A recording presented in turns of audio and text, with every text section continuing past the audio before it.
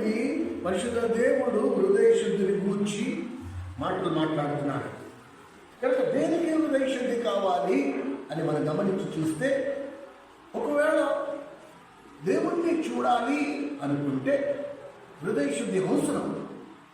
హృదయము పరిశుద్ధంగా లేనప్పుడు దేవునికి మనకి అసలు సంబంధమే ఏర్పడదు. ఫస్ట్ ఆఫ్ ఆల్, నువ్వు ఎంత దేవుని నమ్ముకున్నానని చెప్పినా సరే హృదయం శుద్ధి కానప్పుడు, పరిశుద్ధమైన జీవితం మనం కలిగి ఉన్నప్పుడు లేనప్పుడు మనకి దేవునికి సంబంధం అనేది ఏర్పడదు. మనం మందిరానికి వెళ్ళినా, బైబిల్ తలకిలు పెట్టి పడుకున్నా, సేవకుడి చేత పాస్టర్ గారి చేత తలమే చేపెట్టుకుని ప్రార్థన చేయించుకున్నా మనకు ఒరిగింది ఏమీ ఉండదు. నో, వ్యక్తిగతంగా నాకు నా ప్రభువుకి సంబంధం ఏర్పడాలి. నా ప్రభు పాపము లేనివాడు, పరిశుద్ధుడు. మీ ఎంతవరకు నేను కూడా ఆ పరిశుద్ధతలో ఎదిగిన అనుభవంలో ఉన్నానో అంతవరకు నేను దేవుణ్ణి కళ్ళతో చూడలేను. కానీ లేఖనం ఏం చెప్తుంది? హృదయ శుద్ధి గల వారు ధన్యులు, వాడు దేవుణ్ణి చూస్తారు. నువ్వు ఏ సంఘానికైనా వెళ్ళి చూడు, ఒక్కడిని నిలబడి చెప్పమని, ఒక్కడిని నిలబడి చెప్పండి, నేను దేవుణ్ణి చూశాను.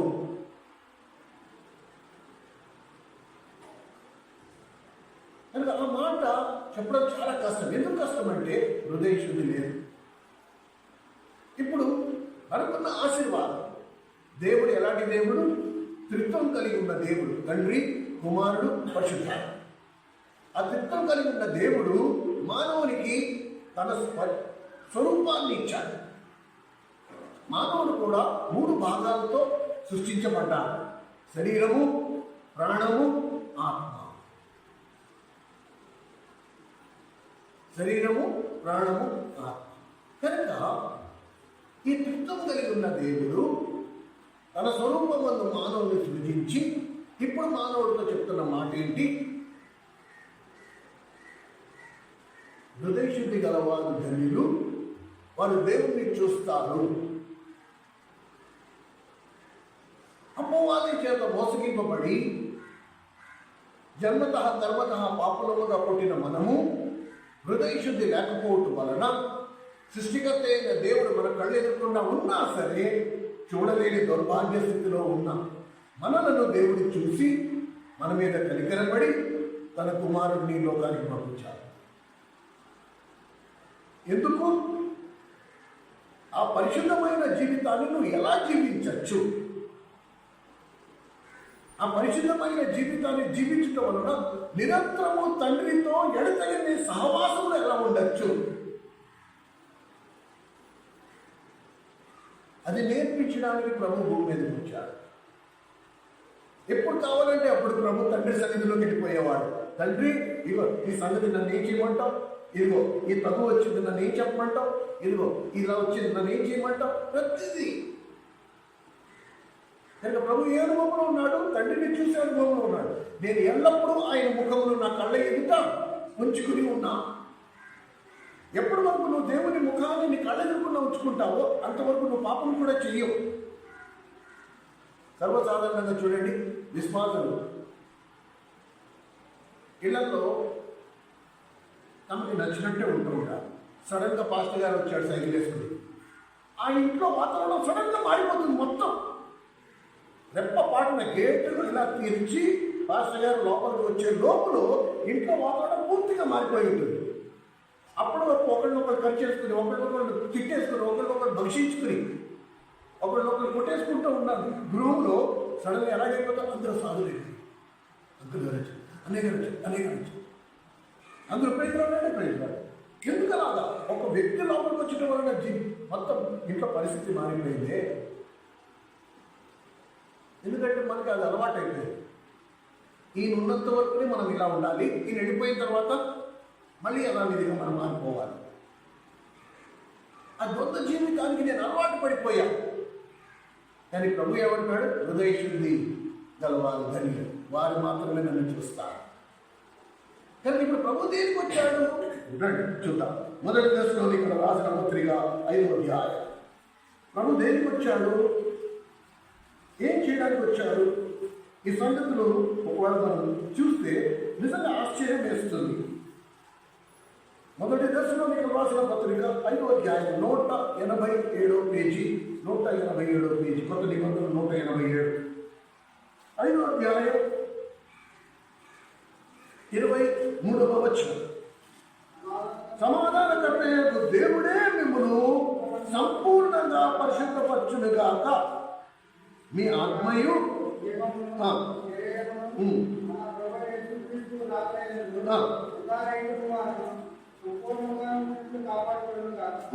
చూసారా? ఇక్కడ ఆ మాట ఎంత స్పష్టంగా రాస్తుందో చూడండి. మిమ్మును, ఇది మోస్ట్ ఇంపార్టెంట్. 24వ వచనం అయితే ఇంకా ముఖ్యం. మిమ్మును పిలిచిన వాడు గనుక అలాగూ చేయను. ఎలాగూ? మిమ్మల్ని సంపూర్ణంగా పరిశుద్ధపరచును. మిమ్మల్ని పిలిచిన వాడు సామాన్యుడు కాదు. మిమ్మల్ని పిలిచిన వాడు అల్లటప్పవాడు కాదు. మిమ్మల్ని పిలిచిన వాడు నమ్మదగిన వాడు. మనము నమ్మదగని వారమైనా సరే ఆయన మాత్రం నమ్మదగిన వాడు కాబట్టి ఆయన మీకు ఇచ్చిన మాట ఖచ్చితంగా చేస్తాడు. ఏం చేస్తాడు? మిమ్మల్ని పరిశుద్ధపరుస్తాడు. కనుక ఇది మనము స్పష్టంగా అర్థం చేసుకోవాలి. పాత నిబంధనకి కొత్త నిబంధనకి ఉన్న తేడా ఏంటి? పాత నిబంధన కాలంలో దేవుడు ఏది చేసినా అది బాహ్యంగా చేశాడు, శరీరం వెలుపల చేశాడు. ఎర్ర సముద్రం 2 పాయలుగా చీల్చడం, మానాల్లో చేదైన నీళ్ళని తీయటి నీటిగా మార్చడం, బండ నుండి నీళ్లు రప్పించడం, ఆకాశం నుండి మన్నా కురిపించడం, ఇవన్నీ అద్భుతాలు. పాత నిబంధన ఇవన్నీ బాహ్యంగా జరుగుతూ వచ్చాయి. కానీ కొత్త నిబంధన వచ్చిన తర్వాత దేవుడు తన పనిచేసే విధానాన్ని మార్చేసుకున్నాడు. ఇప్పుడు దేవుడు ఏం చేస్తున్నాడు? ఏం చేస్తున్నాడు? ఎక్కడ చేస్తున్నాడు? మనిషి లోపల అంతరంగంలో చేస్తున్నాడు కార్యం. కనుక కొత్త నిబంధనలు మీరు ఇది నేర్చుకోండి, మీ మనసులో ఈ మర్మాన్ని కూడా గుర్తుంచుకోండి. కొత్త నిబంధనలో మీరు ఎక్కడెక్కడ దేవుడు ఒక అద్భుతం చేశాడో అక్కడ ప్రభువు దానికి ఏమని పేరు పెట్టాడు? ఒక సూచక క్రియ. సూచక క్రియ అనే మాటకు అర్థం ఏంటి? అది ఒక ఉపమానం. ప్రభు చేసిన మొట్టమొదటి అద్భుతం ఎక్కడ చేశాడు? కానాను విందులో నీళ్లను ద్రాక్షరసంగా మార్చాడు. కానీ ఇది నా జీవితానికి ఎలా వర్తిస్తుంది? ఈ అద్భుతము నాలో జరగాలంటే ఎలా జరిగిస్తాడు? పాప స్వభావంతో పుట్టిన నన్ను ఇప్పుడు నా పాప స్వభావాన్ని దైవ స్వభావంలోకి మారుస్తాడు. నీళ్ల వంటి పాప స్వభావం నాది, ఇప్పుడు ద్రాక్షరసం వంటి దైవ స్వభావం కింద ఇది సూచన. కొత్త నిబంధనలో యేసుక్రీస్తు ప్రభు ఎన్ని అద్భుతాలు చేశాడో ప్రతి అద్భుతం వెనక నీకు ఒక మర్మం దాగి ఉంటుంది. కాబట్టి దేనికి వచ్చాను నేను అంటే నీ పాప స్వభావం నుండి నేను పూర్తిగా విడిపించి నిన్ను దైవ స్వభావంలోకి మార్చు. దైవ స్వభావము అనే మాటకు అర్థం ఏంటి? ఎప్పుడు ఇతరుల కొరకు మాత్రమే, ఇతరులకు పరిచయం చేయడానికి, ఇతరులకు సేవ చేయడానికి, టు సర్వ్ అదర్స్. నాకు కాదు, నా వ్యక్తిగత లాభం కాదు. నేను యేసుక్రీస్తు ప్రభు ఎలాగైతే పానీయము కింద పోయబడ్డాడో, ఖర్చు చేయబడ్డాడో, కరిగిపోయాడో, ఖర్చు అయిపోయాడో, అలాగే పరిశుద్ధ జీవితం దేని సంకేతం? నేను ఖర్చు అయిపోవడానికి.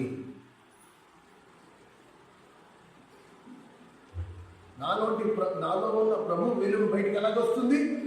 కొవ్వొత్తి అగ్గిపుల్లతో ముట్టిస్తాం, ఆ పైన ఒత్తి ఆరిపోకుండా ఎలా ఉంటుంది? ఆ వెలుగు బయటికి ఎలా వస్తుంది? పై కొవ్వు కరుగుతున్న కొలది లోపల ఉన్న వెలుగు బయటికి వస్తాం. అలాగే నాలో ప్రభు వెలుగు బయటికి రావాలంటే నేను కరుగుతూ ఉన్నాను. ఇది దేవుని ఉద్దేశం, ఇది దేవుని ఉద్దేశం. కనుక ఆ ప్రభువే నేను పరిశుద్ధపరచును గాక. పరిశుద్ధపరచబడ్డం అంటే ఏంటి? ఈ మాటలకు మనకు సంపూర్ణ అర్థం తెలియాలి. పరిశుద్ధపరచబడ్డం అంటే ఏంటి? నాకు ఎలా తెలుస్తుంది? నా ఆత్మీయ జీవితంలో నేను పరిశుద్ధపరచబడుతున్నానా? ఇవాళ దేవుడు నన్ను పరిశుద్ధపరిచాడా? నేను మారుమతి మందిరం రోజు పరిశుద్ధపరిచాడా? లేకపోతే ప్రతిరోజు పరిశుద్ధపరుస్తున్నాడా? లేకపోతే అప్పుడప్పుడు పరిశుద్ధపరుస్తాడా? లేకపోతే డిసెంబర్ 25వ తారీఖు పరిశుద్ధపరుస్తాడా? డిసెంబర్ 31వ తారీఖు పరిశుద్ధపరుస్తాడు? ఎప్పుడు పరిశుద్ధపరుస్తాడు? అసలు పరిశుద్ధపరుస్తున్నాడో లేదో నాకు ఎలా తెలుస్తుంది అంటే పరిశుద్ధపరచబడ్డం అనే మాటకు అర్థం ఏంటి? దేనినో దాని నుండి నిన్ను వేరు చేయి. సెపరేషన్. పరిశుద్ధపరచబడ్డం అంటే నీ ద్వేషము నుండి, నీ కోపము నుండి, నీ అహంభావము నుండి, నీ దురాశల నుండి, నీ దురాలోచనల నుండి రోజు రోజుకి దేవుడు నిన్ను వేరు చేస్తున్నాడు అని నీకు తెలిస్తే నువ్వు పరిశుద్ధంలో ఎదుగుతూ ఉన్నావు. ఏ రోజు దేవుడు నిన్ను సంపూర్ణంగా పరిశుద్ధపరచడం పూర్తి చేస్తాడో ఆ రోజు నువ్వు దేవుడి కళ్ళారా చూస్తావు.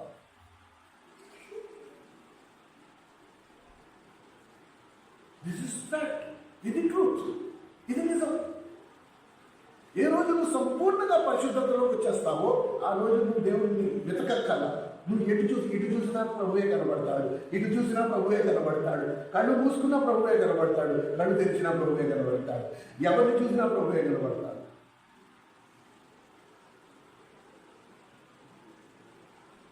కానీ నీకు నాకు ఏముండాలి? ఆ ఆకలి ఉండాలి. నాకు అది కావాలి ప్రభువా.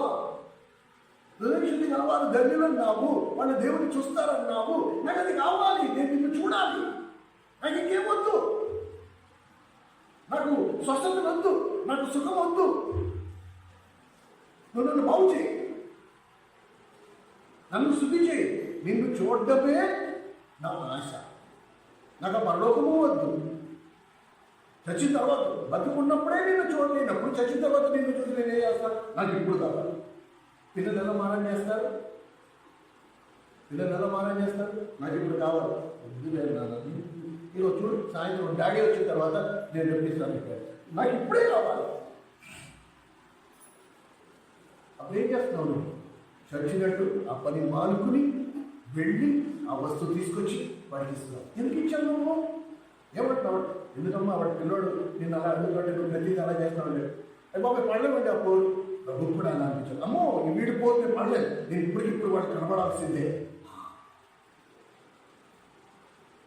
కానీ ఏంటి? నాకు ఇది సరిపోద్ది, ఈ ఆత్మీయ జీవితం నాకు సరిపోద్ది అంతే. అందుకనే అలా ఉన్నాం. సంవత్సరాలు గతించిపోతున్నాయి, మనం ఎదుగుదల నేను కనబడట్లే. మన మటుకు మనం ఇతరుల ఎదుగుదల వదిలేసి నా మటుకున్నాను. ఈరోజు నేను దేని నుండి విడిపించబడ్డా అది నేను చెక్ చేసుకోవాలి. ఇదే చిన్న వ్యాధి వచ్చింది, టైఫాయిడ్ జ్వరం వచ్చింది అనుకున్నాను. రక్త పరీక్ష చేయించుకున్నాము, రిపోర్ట్లో ఏమన్నారు? అమ్మ నీకు టైఫాయిడ్ ఉంది. మందులు ఇచ్చారు, వేసుకున్నాం. పత్యం చెప్పారు, చేశారు. ఏది మానవు నువ్వు? ఏదైనా మానవా? ఏది మామూలా? వాళ్ళు ఎలా చెప్తారో చేశారు. అంతా అయిపోయింది, తగ్గింది. తగ్గిపోయిన తర్వాత ఏం చేస్తున్నావు? మళ్ళీ ఒకసారి చెక్ చేసుకున్నాం. ఏంటది? ఏమో తగ్గిందో ఇంకా ఉందో మళ్ళీ ఒకసారి. ఎంత జాగ్రత్త! అది పోయిందా లేదా, అది పోయిందా లేదా, అది పోయిందా లేదా? మరి పరిశుద్ధత విషయంలో, ఆత్మీయ జీవితం విషయంలో అంత నిర్లక్ష్యం ఎలా? నాకు ఇది సరిపోతుంది. ఇవాళ మందిరానికి వెళ్ళా, అందరికీ వందనాలు చెప్పా, పాస్టర్ గారికి వందనాలు చెప్పా, అన్నయ్య గారితో ప్రార్థన చేయించుకున్నా, ఏదో రెండు ముద్దలు పెట్టారు, తిన్నా, బాగుంది, వాక్యం విన్నా. ఏం చెప్పారు గుర్తు లేకపోవచ్చు, కానీ ఏదో విన్నా, సరిపోదు. నాకు ఇది సరిపోదు.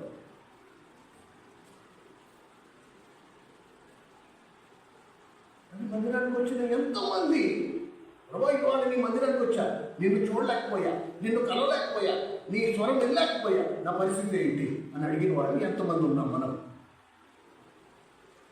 అలవాటు అయిపోయింది మందిరానికి వెళ్ళడం. ఆదివారం మందిరానికి వెళ్ళాలా, అక్కడ కూర్చోవాలా, లేకపోతే దేవుడు కోపగిస్తాడేమో, దేవుడు ఆశీర్వదించడేమో, దేవుడు చల్లగా చూడేమో భయం. కానీ ఇది కాదు కదా క్రైస్తవ జీవితం. ఇది కాదు కదా క్రైస్తవ జీవితం. మీకు ఒక మాట చెప్తా, ఈ రెఫరెన్స్ కూడా అన్నా వీడియో తీశారు. మత్తయి సువార్త 5వ అధ్యాయం 20వ వచనంలో శాస్త్రుల నీతి కంటే పరిసయ్యుల నీతి కంటే మీ నీతి అధికము కాని ఎడల, శాస్త్రుల నీతి కంటే పరిసయ్యుల నీతి కంటే మీ నీతి అధికము కాని ఎడల మీరు నా రాజ్యంలో ప్రవేశించారు. ఎందులో అధికం అవ్వాలి? ఒకవేళ పరిసయ్యులు 3 సార్లు ప్రార్థన చేస్తే నువ్వు 5 సార్లు ప్రార్థన చేయాలా?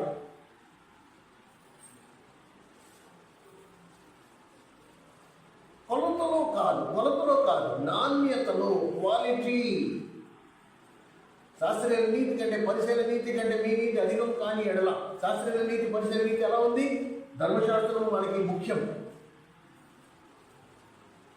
ప్రతి యూదుడుకు, మీకు ఈ విషయం చాలా మందికి తెలియదు, యూదుల కులంలో పుట్టిన ప్రతి వాడు బాల్యము నుండే మొదటి రోజు నుండి ఆ 10 ఆజ్ఞలు వాళ్ళకి రుద్ది పోస్తారు. సో ప్రతి యూదుడికి ఈ జీవితంలో అత్యంత ప్రాముఖ్యమైన అంశం ఏదైనా ఉంది అంటే అది ఏమిటి అంటే వాళ్ళు ఏమంటారు తెలుసా? 10 ఆజ్ఞలు. వాళ్ళు ప్రాణమైన పోగొట్టుకుంటారు, కానీ 10 ఆజ్ఞలలో ఒక ఆజ్ఞ కూడా మీరరు. వాళ్ళకి అది ఇంపార్టెంట్. దాన్ని దైవం కింద భావిస్తారు, ధర్మశాస్త్రాన్ని దైవం కింద భావిస్తారు. వాళ్ళు ఆ 10 ఆజ్ఞలు నమ్మకంగా పాటిస్తారు. 10 ఆజ్ఞలకు సరి సమానమైనది కొత్త నిబంధనలో ఏంటి? మత్తయి సువార్త 3, 4, 5 అధ్యాయాలు. అందులో ఏం రాసింది? పరిసయ్యులు నరహత్య చెయ్యొద్దు అని మీరు విన్నారు కదా. వాళ్ళు నరహత్య చెయ్యొద్దు అని అన్నంత దగ్గరికి వచ్చి ఆగిపోయారు.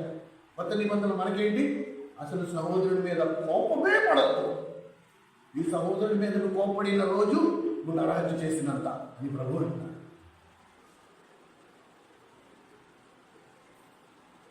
పరిశీలన నీకేంటి? ప్రమాణం చేసి అబద్ధం చెప్పద్దు. మన నీతేంటి?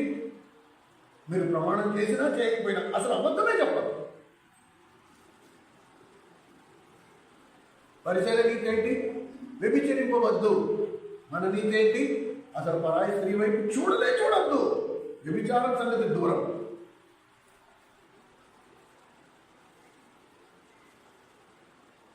అంటే నాణ్యతలో కొలతలో కాదు, నాణ్యతలో వారి నీతి కంటే, శాస్త్రీయ నీతి కంటే, పరిసర నీతి కంటే మన నీతి అధికము కాని ఎడలా మీరు దేవుని రాజ్యంలో అసలు ప్రవేశించారని ప్రభు అంటున్నారు. ఎంతవరకు మనం దాని విషయంలో పట్టింపు కలిగి ఉన్నాము? ఎప్పటి వరకు నువ్వు నేను కొలతేసి చూసుకుంటున్నావు? శాస్త్రీయ నీతి కంటే, పరిసర నీతి కంటే నా నీతి అధికమైందా లేదా? అది కూడా కొండ మీద ప్రసంగంలో విడమర్చి చెప్పాడు ప్రభు. నీ సముద్రం మీద కోపపడిన తక్షణమే నువ్వు నరహత్య చేసేసావు, నువ్వు నరకానికి పాత్రుడు. నువ్వు పరాయి స్త్రీ వైపు మోహపు చూసిన వెంటనే నువ్వు నరకానికి పాత్రుడు. ఎంతమంది నమ్ముతున్నారు ఈ మాట? నా కళ్ళు నా ఇష్టం. దొరికితే దొంగ, దొరకకపోతే అందరూ దొరకదు. అవునా కాదు? దొరికితే కదా దొంగ. నా కళ్ళు ఎలా చూస్తున్నాయో, ఏం చూస్తున్నాయో ఎవరికి తెలియదు కాబట్టి నేను దొరకను. నేను మాస్టర్ గారిని అందరూ ఉంగి దండాలు పెడతారు, అందరూ ఉంగి నమస్కారాలు పెడతారు. అమ్మో అన్న మాస్టర్ గారు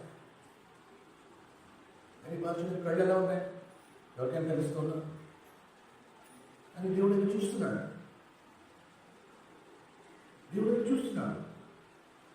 అందుకని ప్రభు అన్నాడు, వ్యభిచరింపవద్దని మీరు విన్నారు కదా. నేను మీతో చెప్పినది ఏమనగా అసలు మీరు పరాయి స్త్రీ వైపు మోహము చూపుతో చూసిన తక్షణమే మీరు నరకానికి పాత్రుడు. ఏకంగా నరకానికే. ఇక మళ్ళీ తీర్పు, మళ్ళీ వాదనలు, ప్రతివాదనలు, మళ్ళీ కోర్టులో కేసులు అవేముండవు.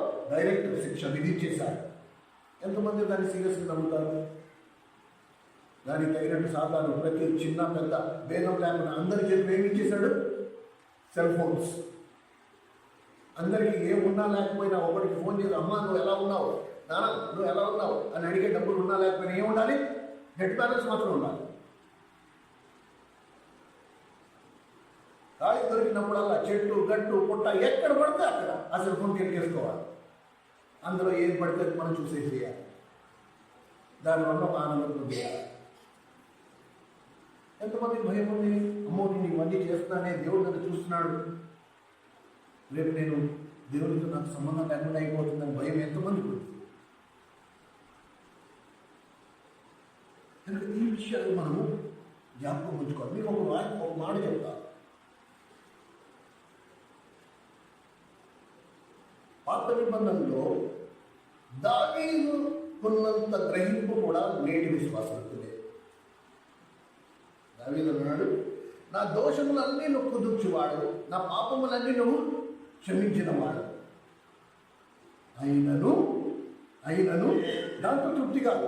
నేను బేర్షెబాతో పాపము చేసి తిరిగదా, నువ్వు నన్ను క్షమించావు, అయినను దాంతో నువ్వు తృప్తి చెందిన వాడవు కావు. నువ్వు అంతరంగమందు సత్యమును కోరుకున్నవాడు. ఒకవేళ దావీదు తన మిగిలిన జీవితం అంతా ఇంక ఎన్నడూ వేరే స్త్రీతో వ్యభిచరించకపోయినా సరే దేవునికి దానితో సంతృప్తి కలుగదు. ఎందుకంటే దేవుడు ఏం కోరుకుంటున్నాడు? అంతరంగమందు సత్యాన్ని కోరుకుంటున్నాడు. శారీరకంగా నువ్వు పోయి ఎవరిని కలవకపోవచ్చు, కానీ నీ చూపుతో, నీ ఊహలతో, నీ ఆలోచనలతో అది అసలు సరిహద్దులే లేవు. ఎంత లెక్కనే వెళ్ళిపోవచ్చు. ఎవరు నిన్ను నిలిపేసేవాడు లేడు, ఎవరు నిన్ను ప్రశ్నించేవాడే లేడు. అందుకనే ప్రభు ఏమంటున్నాడు? అంతరంగమందు సత్యం. ఎందుకంటే దేవుడు ఆత్మ. ఆయన ఆరాధించేవారు ఆత్మతో సత్యముతో. అంతరంగం సత్యం ఉండాలి. 51వ కీర్తన 6వ వచనంలో నీవు అంతరంగం. అందుకనే దావీదు మాట అన్నాడు, అంత బాగానే ఉంది, నువ్వు నా పాపాలు క్షమించావన్నీ బాగా ఉన్నాయి. 6వ వచనం దగ్గరికి వచ్చిన అయినను నీవు అంతరంగమందు సత్యం కూర్చున్నావు. ప్రేమ సహోదరి, ఇది మన బాహ్యమైన ఆత్మీయ జీవితంతో మనం సంతృప్తి చెందితే సరిపోదు. అంతరంగ జీవితం ఎలా ఉందో దాని విషయంలో మనకి ఆలోచన ఉండాలి ఖచ్చితంగా. అంతరంగ జీవితం ఎలా ఉంది? ఒకవేళ నువ్వు తూకం వేసుకుంటే నీ అంతరంగ ఆత్మీయతకు నీ బాహ్యమైన ఆత్మీయ జీవితానికి తూకం సరి సమానంగా ఉంటుందా? అలా మనం చెప్పగలమా?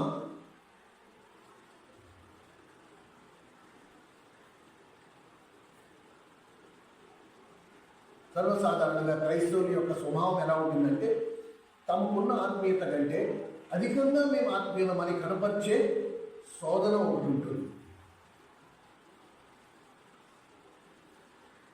దేవుని మందిరంలో ఇది 100 సార్లు కాదు కదా, నేను చచ్చిపోయేంత వరకు నేను ఈ మాట చెప్తాను ఉంటాను. దేవుని మందిరంలో ఉండే వారికి, దేవుని మందిరంలో వారికి ఉన్న శ్రేష్టమైన ప్రవర్తన దేవుని మందిరం బయట కనబడదు. దేవుని మందిరం ఎంత సాధువు, దేవుని మందిరంలో భార్య భర్తలు ఎంత అన్యోన్యంగా ఉంటారు. దేవుని మందిరంలో అబ్బా కుటుంబం అంటే ఇలా ఉండాలి అనిపించుకునే బిరుదు తెచ్చుకుంటారు. కానీ వాస్తవంగా గుమ్మం దాటి బయటకు వెళ్ళిన తర్వాత, ఇళ్లలోకి వెళ్ళిన తర్వాత అలా ఉండనే ఉండదు అసలు పరిస్థితి. ఇది మానవ నైజం. దేనికి ఉన్నట్టుగా చూపించుకోవాలి. ఈరోజు నీ అంతరంగ ఆత్మీయత నీ బాహ్యమైన క్రైస్తవ జీవితానికి సరిసమానంగా ఉందా? మనం చెప్పచ్చా? అలాగా చెప్పుకోగలమా? పోనీ దేవుడు ఏమంటున్నాడు? నా దగ్గరికి రా, నేను 2 సమానం చేసేస్తా. నా దగ్గరికి రా, నేను వాటి 2టిని సమానం చేసేస్తా. నువ్వు ఇంకా నటించాల్సిన అవసరం ఉండదు. నీ అంతరంగ జీవితం, నీ బాహ్య జీవితం 2 సమానంగా ఉంటాయి. నువ్వు ఇంకా ప్రయాసపడక్కర్లా. ఈరోజు క్రైస్తవ జీవితం ఎలా ఉంది? ఎంతో భారభరితంగా ఉంది, చాలా బరువుగా ఉంది, కష్టంగా ఉంది.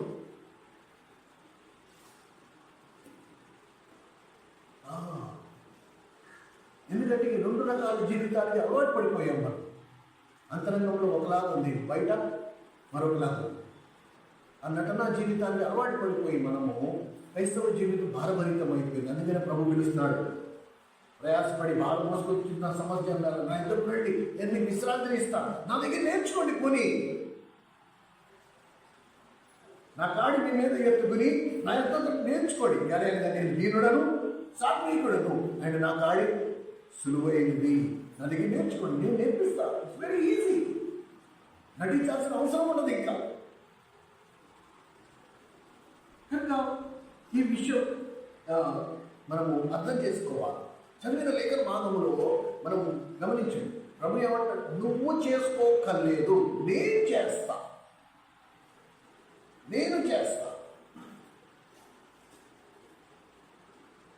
ఆ మాట ఎలా ఉంది? క్యాన్సర్ అని తెలిసింది, తరచుగా అనారోగ్యం పాలవుతున్నాం, రిపోర్ట్లో క్యాన్సర్ అని తెలిసిపోయింది. ఇప్పుడు డాక్టర్ ఏమంటున్నాడు? నేను ఆపరేషన్ చేస్తా, నేను ఆపరేషన్ చేసి నీ క్యాన్సర్ని నేను తీసేస్తా, 10 కాలాలు నువ్వు సుఖంగా హ్యాపీగా బతకచ్చు, నేను గ్యారంటీ. నేను చేస్తాను, అది కూడా ఫ్రీగా, ₹1 ఖర్చు లేకుండా నేను చేస్తాను. ఇప్పుడు చెప్పు, చేయించుకోరా? ఎవడో పిచ్చోడు కాకపోతే మీతో అందరూ ఏమాత్రం గొప్ప జ్ఞానం ఉన్నవాడు ఏం చేస్తాడు, వెంటనే కాళ్ళ సాగి పడిపోతాడు. అది బాబాయ్ భగవంతుడు మీరు దేవుని స్వరూపంలో వచ్చారండి. అలాంటి జీవుని దేవుడు ఏమంటున్నాడు, నేను మిమ్మల్ని పరిశుద్ధపరుస్తా, మీరేం చేయక్కల, నేను చేస్తా, అది కూడా ఫ్రీగా.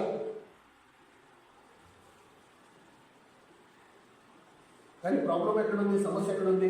ఉచితంగా వచ్చిన దానికి ఏముండదు, విలువ ఉండదు. ఫ్రీగా వచ్చిన దానికి అసలు విలువ ఉండదు. అందుకనే విశ్వాసులకు ఆ భారం, ఆ తపన మనకి కనపడదు.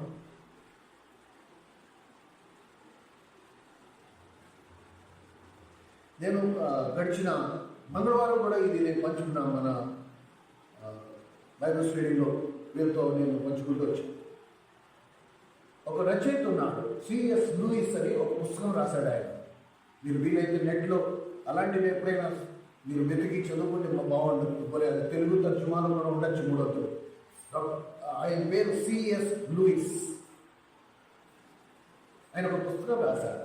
పుస్తకం రాస్తూ మనిషి యొక్క దుస్థితిని ఒక ఉపమాన రీతిలో చెప్పాడు. ఆ ఉపమానంలో ఏమన్నాడంటే, మానవుడు ఈరోజు ఎలా ఉన్నాడు అంటే, వంగిపోయి వెన్నుపూస వంగిపోయింది. వయసు చిన్నదే కానీ వెన్నుపూస వంగిపోయింది. ఎందుకు వంగిపోయిందంటే, ఈ వీపు మీద ఒక క్రూరమైన మృగం ఉంది.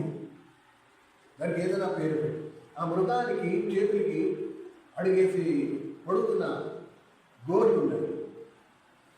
ఆ గోర్లు ఈ శరీరం లోపలికి చుచ్చుకుని వెళ్ళిపోయాయి. శరీరం లోపల ఉన్నాయి, మనిషి శరీరం లోపల ఉన్నాయి. ఆ రోజుకి ఆ మృగం పెద్దది ఎదుగుతూ ఉంది. ఆ మృగం బరువు, ఆ బరువు పోయలేక ఈ తక్కువ చిన్న వయసులో ఉన్నవాడు ఇలా ఉండిపోయి ఉన్నాడు. ఇప్పుడు వెనకాల కూర్చున్న మృగం ఏది అంటే, మనిషికున్న కామం.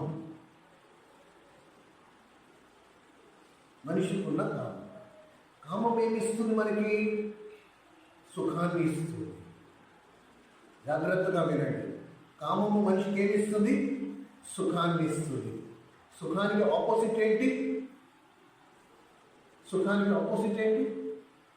శ్రమ, కష్టం, నొప్పి, బాధ. సరేనా? ఇలా ముంగిపోయిన ఉన్నవాడు ఇప్పుడు ఈ వెనకాల కూర్చొని ఈ మృగం ఎప్పుడు వచ్చింది నీ మీదకి? నువ్వు పుట్టవు.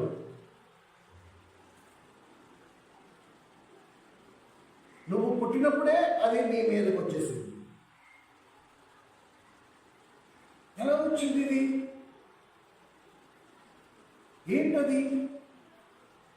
నువ్వు ఎందులో నీకు సుఖం ఉందో అవన్నీ, నువ్వు ఎదుటి వాడిని తోడినాటంలో నీకు ఒక విధమైన ఆనందం ఉందా, వెనకాల కూర్చుంది అదే.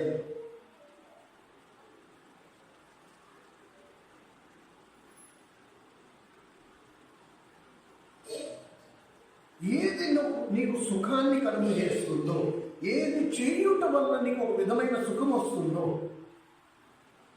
అక్కడ మృగం.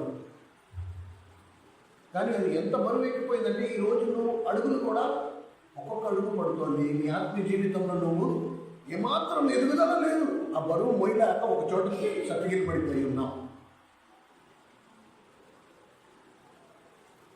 పోనీ దాన్ని తీసేసుకోవాలి అనుకుని ఎన్నిసార్లు లేదని, అయ్యో నేను చేస్తుంది తప్పు అని నీకు తెలుసు. నేను చేస్తుంది తప్పు, నేను చేస్తుంది పాపం, ఇది నేను చెయ్యొద్దు అని నీకు తెలుసు. కానీ నువ్వు చేయకపోతే అదేం చేస్తుంది? వెనకాల నుంచి ఆ గోల్డ్ ఇలా కలిపే లోపల నువ్వు దాన్ని చేయడం మామూలు చూసుకుంటూ వస్తావు.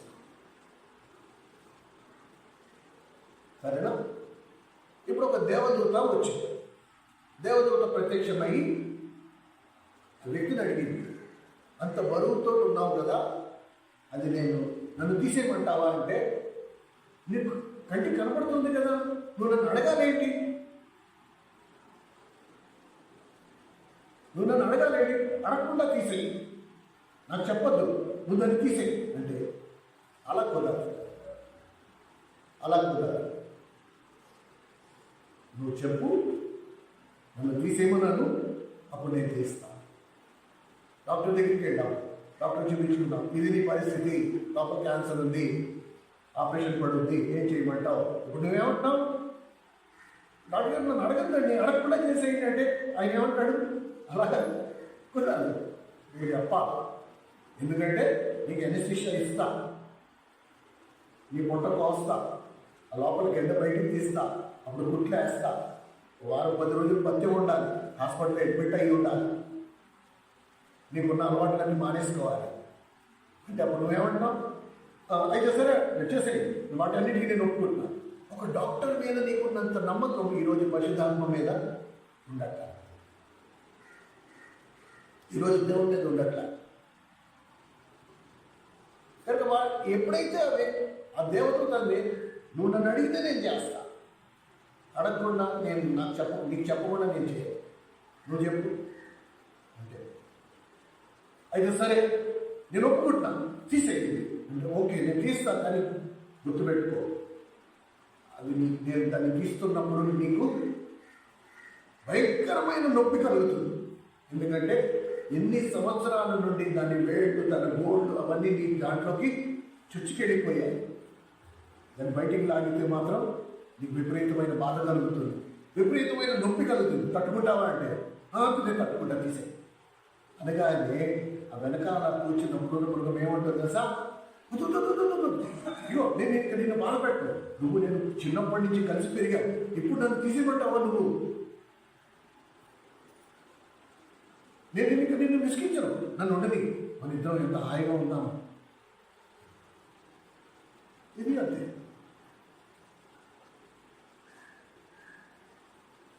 ఎప్పుడైతే ఈ వ్యక్తి నడుము బిగించుకున్నాడో ఇక తీసేయండి, నేను ఎంత నొప్పైనా భరిస్తాను, నా ప్రాణం పోయినా పర్వాలేదు, నేను తీసేయండి అన్నప్పుడు ఆ దేవదూత ముందుకు వచ్చి ఆ క్రూర మృగాన్ని గట్టిగా పట్టుకుని అది లాగుతున్నప్పుడు ఆ వేళ్లతో పాటు లోపల ఉన్న మాంసం కూడా బయటకు వచ్చేస్తుంది. గట్టిగా అరిచాడు, అమ్మా బాబోయ్ నేను ఈ నొప్పి తట్టుకోలేకపోతున్నాను అని గట్టిగా అరిచినా సరే వాడి భుజం మీద ఒక కాలు అడ్డం పెట్టి ఆ క్రూర మృగాన్ని గట్టిగా లాగి నేల వేసి కొట్టిన దాన్ని ఆ క్రూర మృగం ఎలా మారిపోయింది? కండలు తిరిగిపోయిన తెల్లని గుర్రంలా మారిపోయింది.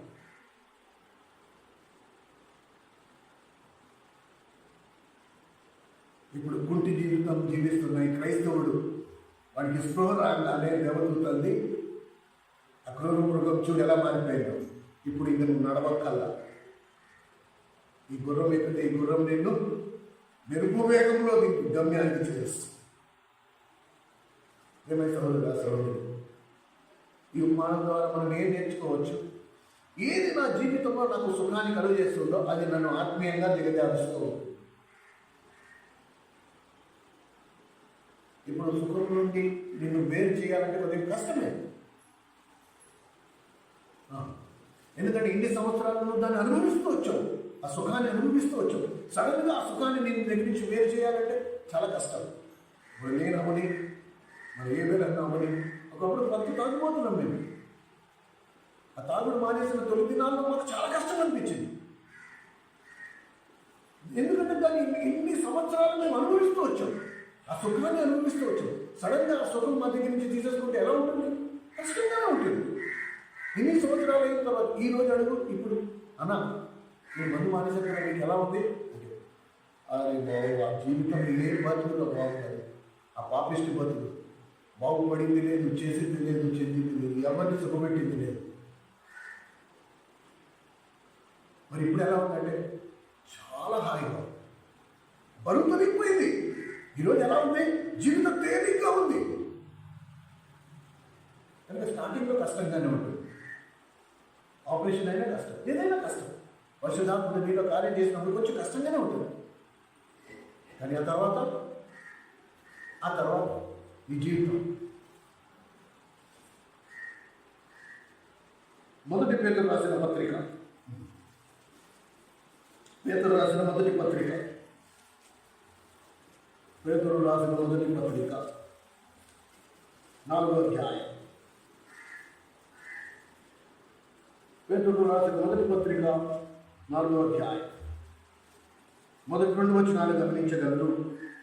మొదటి 2 వచనాలు, క్రీస్తు శరీరమందు సమపడను గనుక మీరును అట్టి మనస్సు ఆయుధముగా ధరించుకునుడి.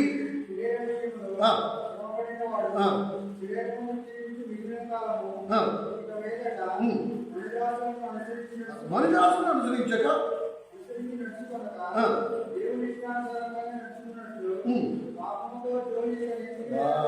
వాడి యొక్క పాపం జోలి గడ్డం. మొదటి పేతురు 4వ అధ్యాయం మొదటి 2 వచనాలు. ఆ శరీర బంధును ఆ శ్రమ అనుభవించినప్పుడు, ఆ నొప్పి, ఆ బాధ వాటిని ఒకసారి అనుభవిస్తున్నప్పుడు ఏమవుతుంది? దాని ఫలితం నీకేమొస్తుంది? ఇక పాపము నీకు నీ జోలికి రాదు, నువ్వు ఇక పాపం జోలికి రావు. దాని ప్రతిఫలం ఏంటి? నేను పరిశుద్ధపరచబడతా. దాని ప్రతిఫలం ఏంటి? ఇప్పుడు నేను దాని కళ్ళారా దేవుని చూస్తా.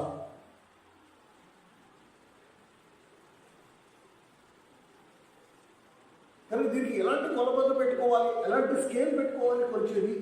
ఏది నాకు సుఖమిస్తోంది? లోక సంబంధమైన దేంట్లో నాకు సుఖం ఉందో ఆ ప్రాంతంలో నేను నొప్పి అనుభవించాలి. దాన్ని వదులుకునేటప్పుడు ప్రభా నేను తీసే అని చెప్తున్నాను. ఆటోమేటిక్గా జరిగేది కాదు. ప్రభా నువ్వు తీస్తానన్నావు, తీసేసే. నువ్వు తీస్తానన్నావు, తీసేసే. మొదటి దశలోనికైలు రాసిన పత్రిక 5వ అధ్యాయం 24వ వచనంలో ప్రభు అన్నాడు, నేనే నిన్ను పిలిచిన వాడు నమ్మదగిన వాడు కనుక ఆయన అలాగూ చెయ్యును. బల్ల గుంజిన వాగ్దానం అది. నిన్ను పిలిచిన వాడు నేను అలటప్ప కాదు, నేను నమ్మదగిన వాడను. కాబట్టి నేను చెప్పిన మాట ఖచ్చితంగా నెరవేరుస్తాను. నువ్వు రా, నన్ను అడుగు, ఒక్కసారి నేను చేస్తాను. యోహాను సువార్త 5వ అధ్యాయంలో బెతెస్దా అనే కోనేటి దగ్గర 38 సంవత్సరాల నుండి కూర్చున్న కుంటివాడు ఉన్నాడు. ప్రతిసారి కోనేటిలో నీళ్లు దేవదూత వచ్చి కదిలించగానే ఆయన కంటే ముందు ఎవరో ఒకడు వెళ్ళిపోతున్నాడు. అందులో మొదటి వ్యక్తి కోనేటిలో దిగిన వాడు సంపూర్ణ స్వస్థత పొందుతున్నాడు. ఈయన కోనేటి చివరి మెట్టు మీద కూర్చుని కూడా 38 సంవత్సరాలు అయిపోయింది. ఈయనకి స్వస్థత రాదా? ఎందుకన్నా? ఎందుకంటే 38 సంవత్సరాలు ఈ వ్యక్తి తన ప్రయత్నం, తను పరిశుద్ధపరచుకోవడానికి ప్రయత్నించాడు. ఆయన వల్ల కాదా? మొదటి సంవత్సరం ఆయన వెనక నుంచి ఎవరు లోపలికి దూకారు, వాళ్ళకి స్వస్థత వచ్చేసింది.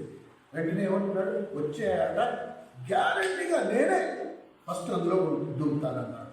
ఇంకో సంవత్సరం అలాగైపోయింది, ఇంకో సంవత్సరం అలాగైపోయింది. ఇలాగ 38 సంవత్సరాలు ప్రయత్నించి 38 సంవత్సరాలు దాటిపోయాయి. ఈయన వల్ల కాదా? 38వ సంవత్సరానికి ప్రభు వచ్చాడు. ఆ మాట ఒకసారి తీయండి, చదువుదాం. యోహాను సువార్త 5వ అధ్యాయం. యోహాను సువార్త 5వ అధ్యాయం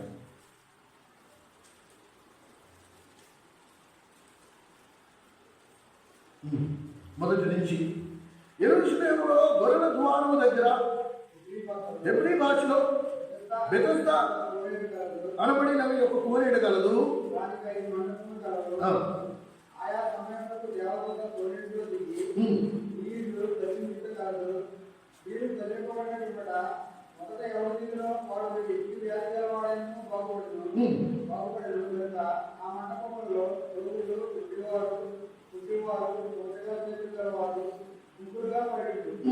అక్కడ 38 ఏళ్ల నుండి వ్యాధులకు వాడు పడినట్టు చూసి వాడు అప్పటికి బహుకాలం వ్యాధిలో ఉన్నాడని ఎరిగి అది బహుకాలం నుండి అక్కడ రోగి అయి ఉన్నాడని ప్రభు తెలుసు. అయినా ప్రభు దగ్గరికి వచ్చి ఏమడుగుతున్నాడు? నువ్వు స్వస్థపరచబడుతున్నావా? ఆ ప్రశ్న ఏంటి అసలు?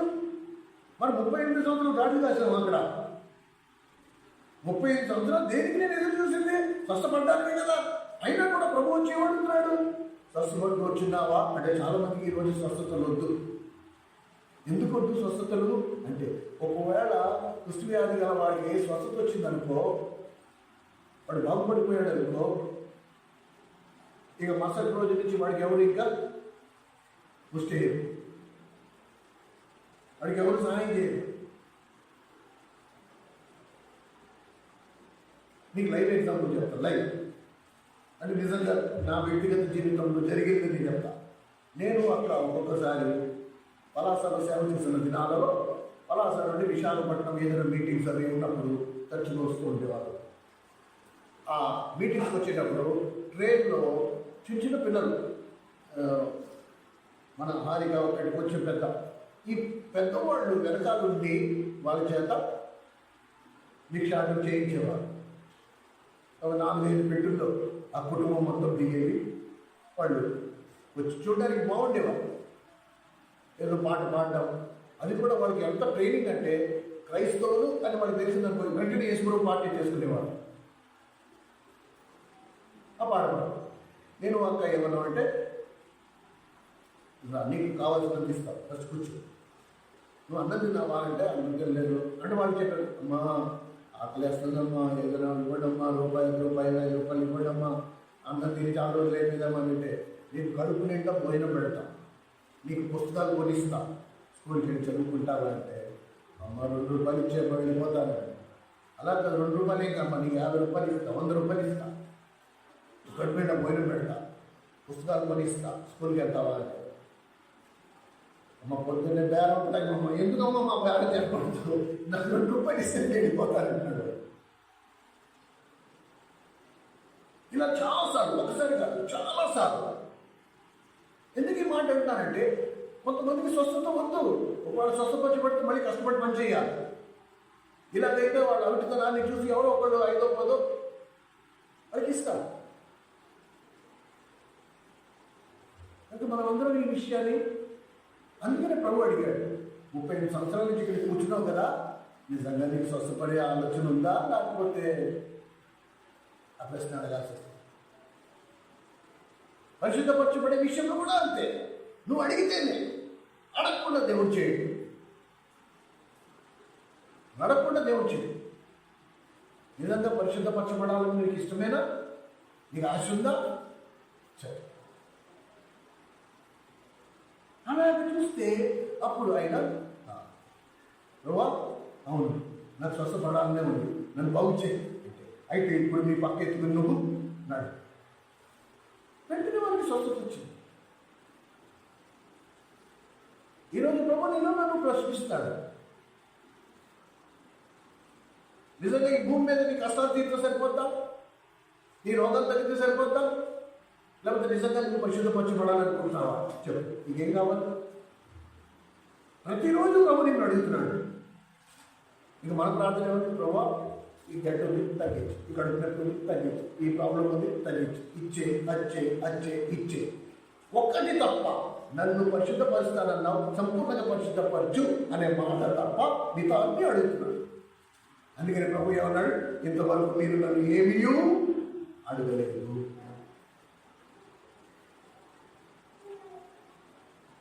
ఇది మనం జ్ఞాపకం ఉంచుకోవాలి. కనుక యూదులకు ఆ నిర్గమాకాండం 20వ అధ్యాయంలో 10 ఆజ్ఞలు ఎలాగో, కొత్త నిబంధనలో హెబ్రీయులకు రాసిన పత్రిక 8వ అధ్యాయంలో మీరు గమనించగలరు. చూడండి, కొత్త నిబంధనకి పాత నిబంధనకి ఎంత తేడావో మీరు ఈ మాటలు చదివితే మీకు అర్థమవుతుంది. హెబ్రీయులకు రాసిన పత్రిక 8వ అధ్యాయం 204వ పేజీ, కొత్త నిబంధనలో 204వ పేజీ. హెబ్రీయులకు రాసిన పత్రిక 8వ అధ్యాయం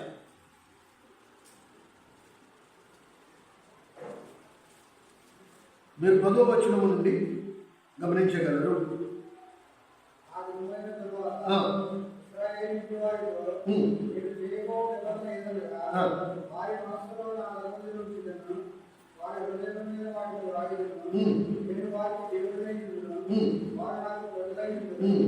వారిలో ఎవరు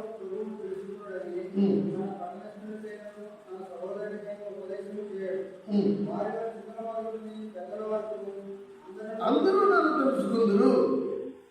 నేను వారి దోషంలో నుంచి విషయమై జయగలిగి వారి పాపములను ఎన్నడూ జ్ఞాపకం చేసుకొనలేని ప్రభువు సెలవిస్తున్నాడు. చూడండి, పాత నిబంధనకి కొత్త నిబంధనకు ఉన్న వ్యత్యాసం ఏంటి? యెరమీయా 20వ అధ్యాయంలో మీరు చదివే దశమార్గాల్లో ఏం రాస్తుంది? మీరు నరహత్య చేయకూడదు, మీరు వ్యభిచరించకూడదు, మీరు అబద్ధాలు చెప్పకూడదు, మీరు మీరు మీరు మీరు మీరు అనే మాటలు వస్తాయి. కొత్త నిబంధనలో మనకున్న ఆశీర్వాదం ఏంటి? దేవుడేమంటున్నాడు? నేను నేను చేస్తా, నేను చేస్తా, నేను నేను నేను నేను నేను. ఇది తేడా. పాత నిబంధనకి కొత్త నిబంధనకి ఉన్న వ్యత్యాసం ఏంటంటే ఇది తేడా. నేను వారి హృదయాల మీద దేవుని ఆజ్ఞలు నేను పాటించడం ఎంత కష్టమని నీకు అనిపించదు. దేవుడు నీ స్వభావం ఎలా మారుస్తాడంటే నీ అంతటి నువ్వే దేవుని ఆజ్ఞలు పాటించే అనుభవంలోకి వచ్చేస్తావు. నువ్వు ప్రయాసపడక్కల, ఆటోమేటిక్గా దేవుడు చేస్తాడు. కానీ ఎప్పుడు నువ్వు అడిగినప్పుడు మాత్రమే. నాకు అది కావాలి. ఈ పనికి మాలిన క్రైస్తవ జీవితం నాకు వద్దు ప్రభువా. కొద్ది మందిరానికి వెళ్ళి రావడం ఇన్ని సంవత్సరాల నాలో ఎటువంటి మార్పు లేదు, ఎటువంటి ఎదుగుదల లేదు. ఈ పనికి మాలిన క్రైస్తవ జీవితం నాకు వద్దు. నన్ను సంపూర్ణంగా పరిశుద్ధపరుస్తాను. పరిశుద్ధపరచు. నేను అనేకులకు ఆశీర్వాదకరంగా ఉండాలి. నాకంటే ఒక సాక్ష్యం ఉండాలి. దేని పుట్టింది, జ్వరం వచ్చింది, నేను ప్రార్థన చేసుకున్న దేవుడు ఇలాంటి నో. నేను కళ్ళారా దేవుడిని చూశాను, నేను కళ్ళారా నా ప్రభువుని చూశాను, ఆయనతో కలిసి నేను నడిచాను, ఆయనతో మాట్లాడాను. నాకు ఇలాంటి సాక్ష్యం కావాలి ప్రభావ. అది లేకుండా నేను చెప్తే అది అబద్ధం అవుతుంది.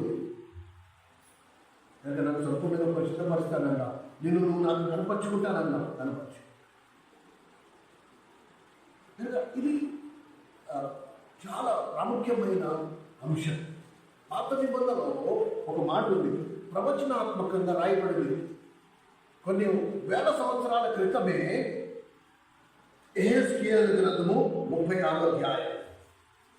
యెహెజ్కేలు గ్రంథము 36వ అధ్యాయం తీసిన వాడు పేరు నెంబర్ చెప్పండి. యెహెజ్కేలు గ్రంథం 36వ అధ్యాయం 718వ పేజీ. యెహెజ్కేలు గ్రంథం 36వ అధ్యాయం 25వ వచనం నుంచి మీరు గమనించగలరు. మీ అపవిత్రత యావత్తు పోవునట్లు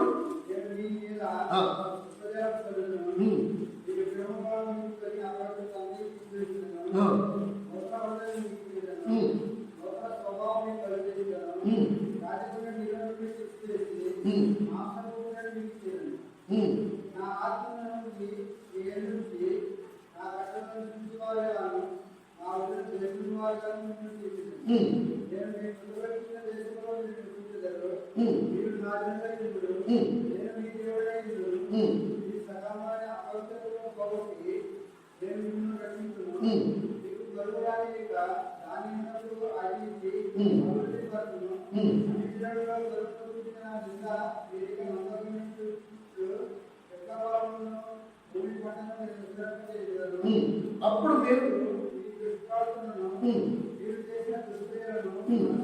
తెచ్చుకుని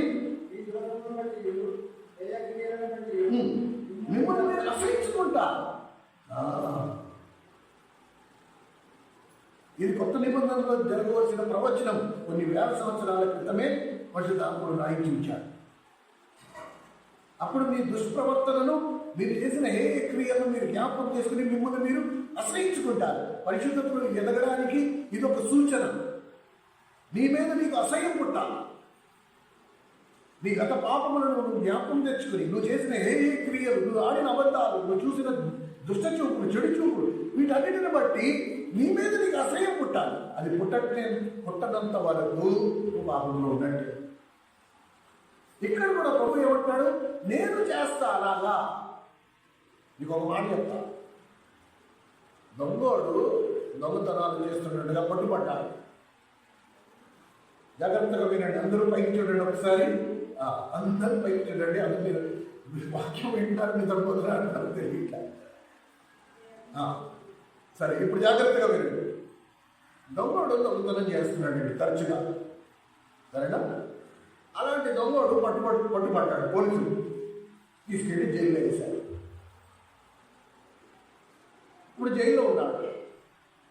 జైల్లో ఉండగా దొంగతనం చేయగలడా? దొంగతనం చేయలేడు.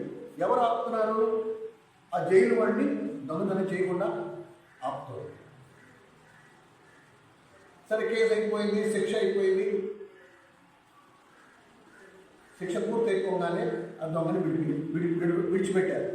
వాడు బయటకు వచ్చాడు. ఇప్పుడు ఏం చేస్తాడు? మళ్ళీ దొంగతనం చేస్తాడు. కనుక ఇన్ని రోజులు ఆపింది ఏంటి? ఆ జైలు మాత్రమే ఆపింది. పాత నిబంధనకి కొత్త నిబంధనకి అది తేడా.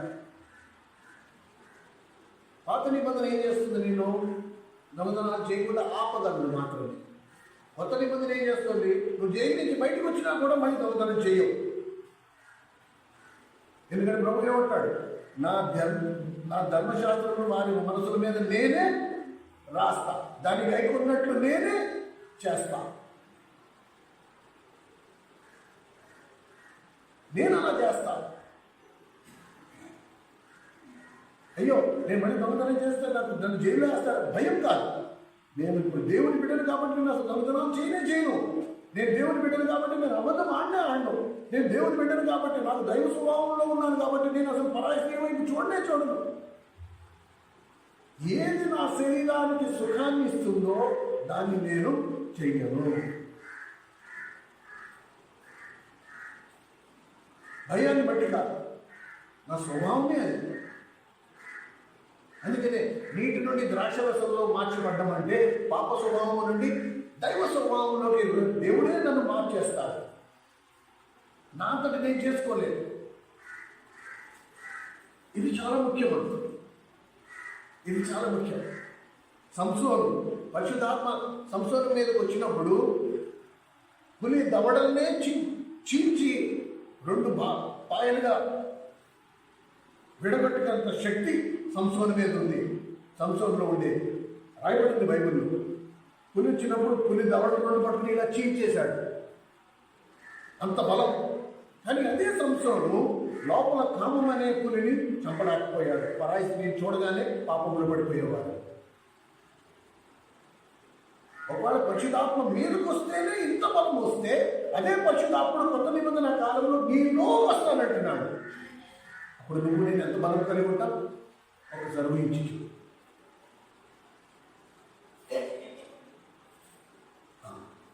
ఒకసారి ఊహించి చూడండి. అదే పరిశుద్ధాత్ముడు నీలోకి వస్తానంటున్నాడు. దేవుడిచ్చిన వాగ్దానం, దేవుడి నేను పరిశుద్ధాత్మతో నింపుతానంటున్నాడు. కానీ ఎవరికి నింపుతాడు? అలాగా ఎవరికి చేస్తాడు అని మనం గమనిస్తే, ఇదే యేసయ్య 36వ అధ్యాయం, ఎక్కడున్నాం మనం? 36వ అధ్యాయంలో ఉన్నాం. ఈ 36వ అధ్యాయంలో ఒక మాట ఉంది. 37వ వచనం, 36వ అధ్యాయం 37వ వచనం. ప్రభువుకు యెహోవా సెలవిచ్చినదేమనగా, ఇశ్రాయేలుకు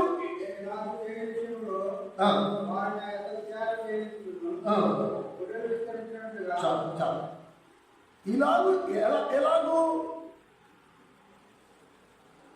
ఏం రాస్తుంది? ఈలాగు చేయు విషయంలో, ఎలాగో చేయు విషయంలో నా ఆత్మ వారిలో పెట్టి వారిని నా ఆజ్ఞలను గైకొనేటట్టు నేను చేయు విషయంలో వారిని నా యొక్క విచారణ చేయనిత్తును. అంటే ఏంటి? వారు నన్ను అడగనిచ్చేంత వరకు నేను వేచి ఉంటా. వాళ్ళు అడగాల, అప్పుడు నేను చేయాలి. ఇదే మాట కొత్త నిబంధనలు ఎలా రాస్తుంది? లూకాసు వార్త 11వ అధ్యాయం. లూకాసు వార్త 11వ అధ్యాయం. ఇదే మాట కొత్త నిబంధనలు ఎలా ఉంది? లూకాసు వార్త 11వ అధ్యాయం 13వ వచనం. పరలోకమందున్న మీ తండ్రి తను అడుగు వారికి పరిశుద్ధాత్మను ఎంత నిశ్చయముగా అనుగ్రహించును. తను అడుగు వారికి, కావలసిన వారికి కాదు, కోరుకున్న వారికి కాదు. తను అడుగు వారికి మాత్రం. నువ్వు అడిగితేనే, అడగకపోతే మాత్రం ఇలా ఈ విషయాన్ని మనము జ్ఞాపకం ఉంచుకోవాలి. అందుకే క్రైస్తవ జీవితంలో మీరు గమనించి చూడండి. ఈ మాట నేను గడిచిన మంగళవారం కూడా చెప్పాను. కరెంట్ ఉంది, ఇంట్లో కరెంట్ ఉంది, బల్బులు ఉన్నాయి, లైట్లు ఉన్నాయి, అన్నీ ఉన్నాయి. అలాగే అదే ఇంట్లో ఒక దీపం ఉంది, అందులో దీపం బుడ్డిలో కిరోసిన్ కూడా ఉంది, అగ్గిపెట్టి కూడా ఉంది. నువ్వు స్విచ్ వేసి లైట్ వేసుకుని అందులో కాపురం చేయొచ్చు. ఆ కరెంట్ ఉన్నా సరే నాకు అవసరం లేదు, నాకు దీపం బుడ్డి సరిపోతుందని నువ్వు చిన్న దీపం బుడ్డి వెలిగించి కూడా కాపురం చేయొచ్చు. నిర్ణయం నీ మీద ఉంది. రెండు వెలుగులేదు. దీపం బుడ్డి కూడా వెలుగైనా ఇస్తుంది, లైట్ కూడా వెలుగే ఇస్తుంది. ఎలాంటి వెలుగు కావాలో అది నువ్వు డిసైడ్ చేసుకోవాలి.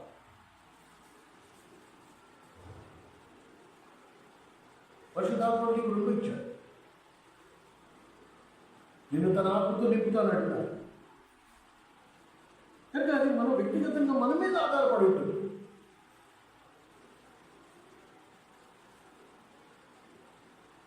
గవర్నమెంట్ ఉచితంగా ప్లాట్లు ఇస్తారంటే ఎంతమంది పరిగెత్తాం మనము?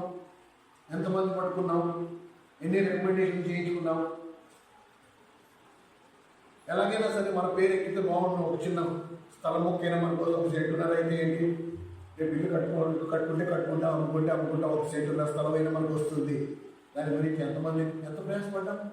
ఎందుకంటే అది మనకి విలువ, దాని వాల్యూ మనకి తెలుసు. ఒక సెంటున్నర స్థలం ఉంటే బాగుండు, ఎంత ప్రయాసపడ్డాం మనం. అలాగే పరిశుద్ధాత్మ విషయంలో నువ్వు నేను ప్రయాసపడుంటే ఈ రోజుకి మన జీవితాలు పరలోకంగా మారిపోయి ఉండేవి.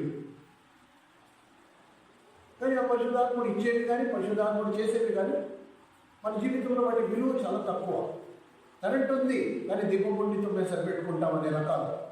కాబట్టి అలా ఉంది. వెలుగు లేని జీవితాలు. మీరు ఈ లోకమునకు వెలుగై ఉన్నారు అని సెలవిచ్చిన మాటే తప్ప మనలో ఆ వెలుగు లేదు అనేది. ఆకాశ నక్షత్రాలు చూడండి. కొన్ని నక్షత్రాలు పెద్దగా కనబడతాయి, కాంతివంతంగా ఉంటాయి. కొన్ని నక్షత్రాలు మిట్టుమిట్టులాడుతూ ఉంటాయి. విశ్వాస జీవితాలు కూడా అలాగే ఉంటాయి. నేను ప్రభు వరకు వెలగాలి, నా వెలుగు లోకమంతా కనబడాలి అనేవాడు ఆ ధ్యాసలోనే ఉండేవాడు. దాని కొరకు ఎంత త్యాగమైన చేసేవాడు వెలుగుతూనే ఉంటాడు. వాడు సాక్షి చెప్పక్కల, వాడి జీవితమే సర్వ సమాజానికి బిగ్గరగా వినపడుతుంది వాడు నోరిప్పకుండా. ఎస్, ఇది మనమందరం ఎంత గ్రహించవలసిన వారు ఉన్నాం. కనుక నీళ్లు దేన్ని సూచిస్తోంది అని మనం గమనిస్తే, జీవము కలిగిన దేవుడు యేసుక్రీస్తు ప్రభువు నీటిని పరిశుద్ధాత్మతో పోల్చారు. మీరు యోహాను సువార్త 3వ అధ్యాయము 4వ అధ్యాయము 7వ అధ్యాయంలో మీరు గమనిస్తే ఆ నీటిని తీసుకుని ఉపమానం చెప్తూ ఆయన 3 విషయాలు చెప్పాడు. సరేనా? అందులో యోహాను సువార్త 3వ అధ్యాయంలో ఈ 3 విషయాలు మనము చదువుకుని ఆలోచన చేసుకున్నాం. యోహాను సువార్త 3వ అధ్యాయంలో మీరు గమనించి చూడండి. యోహాను సువార్త 3వ అధ్యాయం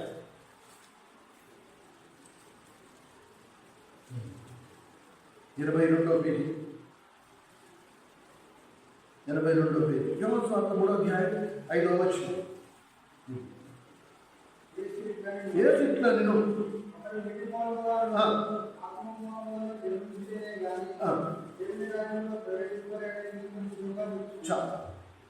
కనుక మీరు దేనికి గుర్తు అంటే శుభ్రం చేసుకునేది. నీరు దేనికి ఉపయోగపడుతుంది అంటే కడుక్కోవడానికి ఉపయోగపడుతుంది. ప్రభు నేను నీటి మూలకాను ఆత్మ మూలంగా తిరిగి జన్మిస్తేనే కానీ వాడు దేవుని రాజ్యంలో ప్రవేశించలేదు అని చెప్తూ పేతురు దగ్గరికి వచ్చేటప్పటికి కాళ్ళు కడిగే పరిస్థితి వచ్చింది. శిష్యుల కాళ్ళు కడగడానికి వచ్చాడు ప్రభు.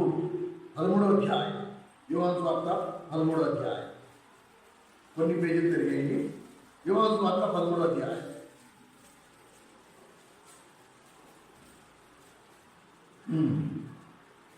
8వ వచ్చి పేతురు, ఆ, మీరందరూ నా నువ్వు ఎన్నడూ నా పాదములను కడగకూడదని ఆయనతో అన్నాడు. ఆ, అందుకు యేసు నేను నిన్ను కడగేయగలరా? ఉమ్, నాతో నీకు బాగులేదంట. ఆ, సీమోను పేతురు, ఉమ్, ప్రభువా, నా పాదములు మాత్రమే కాక ఉమ్, నా చేతులు నా తల కూడా కడుగుని ఆయనతో చెప్పు. ఉమ్, యేసు వారిని చూసి, ఉమ్, స్నానం చేసిన వాడు పాదము తప్ప మరేమిటి కడుగుతున్నా లేదు. ఉమ్, అతడు కేవలం పవిత్రుడైన ఉమ్.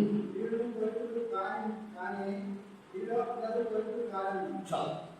చూడండి, ఒకవేళ మన జీవితం అంతా ఒక రోజుతో పోల్చేమనుకోండి, మన లైఫ్, మన ఆయుష్కాలం అంతా ఒక రోజుతో పోలిస్తే, ఆ ఉదయాన్నే లేవగానే మనందరం స్నానం చేస్తాం. అది ఒకసారి.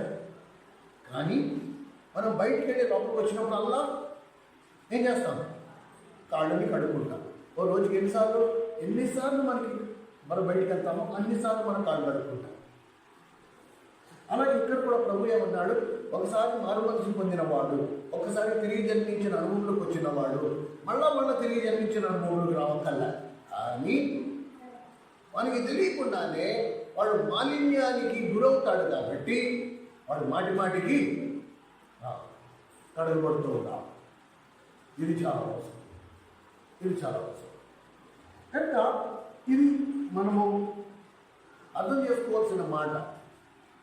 మనం ఎంత జాగ్రత్తగా ఉండాలనుకున్నా సరే, మన ఆత్మీయ జీవితంలో ఎలాగో అలాగో మాలిన్యం మాత్రం అంటుకోవడం మానదు. కనుక మాటికి దేవుడి దగ్గరికి రావడం, ఆ పరిశుద్ధాత్మతో నింపబడడం, ఆయన ఆ పరిశుద్ధాత్మలో కడగబడడం అనేది చాలా అవసరం. కానీ ప్రాబ్లం ఎక్కడొచ్చింది అంటే, ఇప్పుడు నేను బాహ్యంగా మందిరానికి వెళ్ళడం, ఉదయాన్నే బైబిల్ చదువుకోవడం, కుటుంబంగా కూర్చొని ప్రార్థన చేసుకోవడం, దీంతో నేను తృప్తి చెందుతున్నాను. అది మంచిదే, నేను కాదనట్లే. కానీ అది గిన్నె కేవలం వెలుపల నుండి కడగడం, లోపల ఎంగిలో అది అలాగే ఉంది. ఒకవేళ నేను లోపల కడగబడ్డం గురించి నేను పట్టించుకుంటే, బాహ్యం దానంతటి అదే శుభ్రమవుతుంది. ఎందుకంటే నా అంతరంగం గురించి నేను మాటికి ప్రభు దగ్గరికి వెళ్తూ ఉండాలి. నేను మాటికి దేవుడి దగ్గరికి వెళ్తూ ఉండాలి. ఇది ముఖ్యం. ప్రభు అంతరంగ మాలిన్యం అంటుకుంది. ఇగో ఈ ఆలోచనలో నేను మలినమైపోయా, ఇగో ఈ చూపులో నేను పడిపోయా, ఈ తలంపులో పడిపోయా, ఈ ఆశలో నేను పడిపోయా. ఏది నాకు గుర్తుపెట్టుకో, ఏది నీకు అంతరంగంలో సుఖాన్ని కలుగు చేస్తుందో అది పాపం.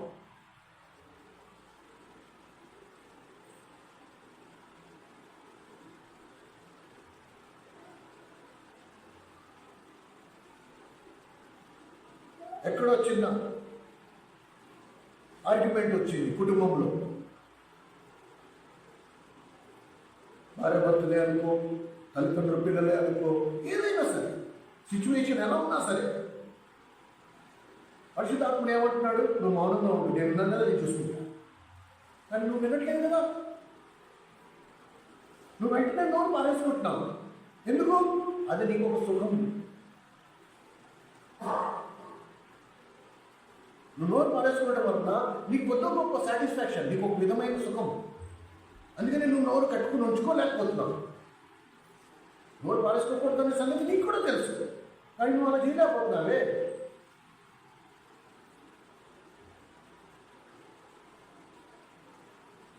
కనుక ఇక్కడ మనము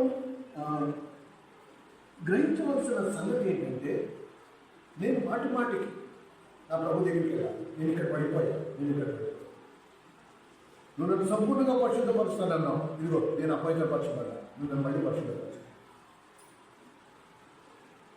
అప్పుడు నేను జైలు నుంచి విడుదల అయిన తర్వాత మళ్ళీ దొంగతనం కాదు, నేను అసలు కోపగించను. కోపం మీద నాకు సంపూర్ణ విజయం వస్తుంది.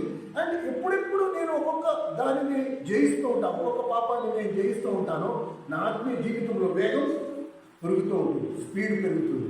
నేను ఇంకా ఎక్కువ దేవుడి స్వరూపంలోకి వస్తాను, ఇంకా వేగంగా దేవుడి స్వరూపంలోకి నేను మా రూపాంతరం చెందుతా. కానీ నేను ఉన్న ఆత్మీయ స్థితిలో కనుక నేను సంతృప్తి చెందాను అనుకో, నేను ఇక్కడే ఉంటాను. ఇఫ్ ఐఎమ్ హ్యాపీ, నాకు ఇది సరిపోద్ది అనుకుంటే మాత్రం ఇక్కడే దేవుడు ఇచ్చే పరిపూర్ణతను నువ్వు చూడలేవు. ఇశ్రాయేలు 5,98,990 మండుగురు పాలు తేలు ప్రవహించు కానాను దేశం యొక్క పొలి మేరలు చేరడానికి మాకు ఇది సరిపోద్ది అనుకున్నారు. కానీ ఇద్దరే ఉన్నారు, మాకు ఇది సరిపోదు ప్రభు, నువ్వు పాలు తేలు ప్రవహించే దేశం వాగ్దానంగా ఇస్తానన్నావు, దాన్ని మేము ఎలాగైనా స్వతంత్రించుకుంటాము. అందుకని లోపలికి ఎవరు వెళ్ళారు? వాళ్ళిద్దరే వెళ్ళారు. ఇది అంతే. నాకు ఇది సరిపోదు, నువ్వు నాకు ఏమని వాగ్దానం చేసావు? నేను సంపూర్ణంగా పరిశుద్ధపరుస్తానున్నావు. పరిశుద్ధపరచు. నాకు 60% సరిపోదు, 30% సరిపోదు, ఒక చిన్న అనుభూతి నాకు సరిపోదు, ఒక చిన్న సాక్ష్యం నాకు సరిపోదు. నో, నువ్వు చెప్పిందంతా నాకు కావాలి. దేవుడు నీకు ₹1,00,00,000 చెక్ మీద సంతకం పెట్టి చేస్తే ఆ ₹1,00,00,000 చెక్ బైబిల్లో పెట్టుకుని రోజు ఆ ₹1,00,00,000 చెక్ కడగద్దు మళ్ళీ అందులో పెట్టుకునేది. ఎక్కడుంటావు నువ్వు? ఎక్కడుంటావు? అక్కడే ఉంటావు. ఆ దారిద్ర్యంలోనే ఉంటావు. కానీ అదే ₹1,00,00,000 చెక్ నేను బ్యాంక్ వెళ్ళి చూపించుకుని ₹1,00,00,000 తెచ్చుకుంటాను. అప్పుడు నేనేమైపోతావు? ధనవంతుడు. నా పరిస్థితులు మారిపోతాయి. నేటి క్రైస్తవ సమాజం ఆత్మీయ దారిద్ర్యంలో ఉంది.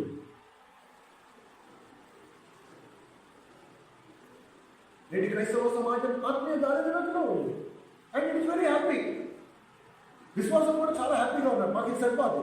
మంచి సంఘాన్ని ఇచ్చావు, మంచి వాక్యాన్ని ఇచ్చావు, మంచి సేవకుడిని ఇచ్చావు, మంచి మందిరాన్ని ఇచ్చావు, మంచి సాంబార్ని ఇచ్చావు, మంచి కూరని ఇచ్చావు, మంచి బిర్యానీలు ఇచ్చావు, అన్నీ మాకు ఇది సరిపోద్ది.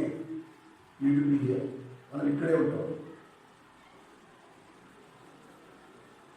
నాణ్యత విషయంలో నేను రాజీ పడ్డానా, నా జీవితం పనికి మాలిన క్రైస్తవ జీవితంగా మారిపోతుంది. నాకు నాణ్యత కాదు. ప్రభు నువ్వు ఎంత ఇచ్చావో నాకు వారసత్వంలో నాకు అంతా కావాలి, నా ఆస్తి మొత్తం కావాలి. నేను ఒక్క అంగుళం కూడా వదులుకోను. నీ ప్రతి వాగ్దానం నా జీవితంలో నెరవేరాలి. నీ ప్రతి ఆజ్ఞ నేను పాటించి ఉండాలి. ఇది మన జీవితమై ఉండాలి. ఇది మన జీవితమై ఉండాలి. కనుక ఆ మాట చూడండి. ఎఫెసీయులకు రాసిన పత్రిక 5వ అధ్యాయం 25వ వచనం. ఎఫెసీయులకు రాసిన పత్రిక 5వ అధ్యాయం 25వ వచనం. త్వరగా ఎఫెసీయులకు రాసిన పత్రిక 5వ అధ్యాయం 25వ వచనం.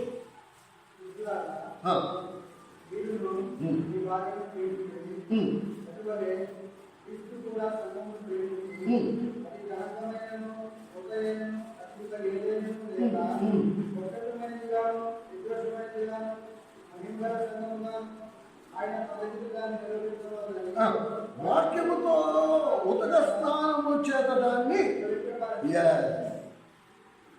లేక పరిశుద్ధాత్ముడు ఎన్ని విధాలుగా నన్ను అడుగుతున్నాడు. నువ్వు దేవుడి మందిరానికి వస్తున్నావు, ఏదో ఒక మాలిన్యం అంటించుకుని దేవుడి మందిరానికి వచ్చావు. ఇప్పుడు దేవుడు ఏం చేస్తున్నాడు? వాక్యంతో నిన్ను మళ్ళీ స్నానం చేయిస్తున్నాడు. నీ మాలిన్యాన్ని వాక్యం చేత పోగొడుతున్నాడు. నిన్ను కడుగుతున్నాడు, పరిశుద్ధపరుస్తున్నాడు.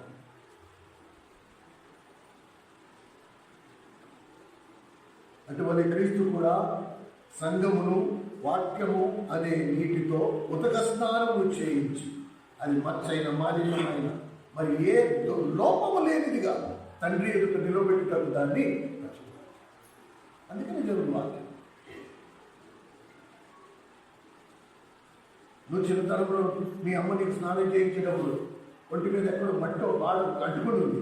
అది మామూలుగా నీళ్లు పోసి చేతితోటి ఇలా పాముతా ఉంటే పోవట్లే. ఇప్పుడు ఏం చేస్తుంది? గోల్డ్ పెట్టి గట్టిగా గీరుతుంది. అట్టలుగా అడ్డుకుపోయి ఉన్నాయి. ఆ గీరుతున్నప్పుడు నీకు నొప్పి పెడుతుంది. దేవుడు వాక్యం కూడా అంతే, ఒక్కొక్కసారి బాధిస్తుంది నిన్ను గాయపరిచేదిగా ఉంటుంది. అలా లేకపోతే ఆ మరకలు పోవు, ఆ మలిన్యం పోదు, ఆ మలినం అలా ఉంటుంది. పరిశుద్ధాత్మ వాక్యం చేత ఉదక స్నానం చేయిస్తాడు. ఇది చాలా అవసరం. ఇది వ్యక్తిగతం.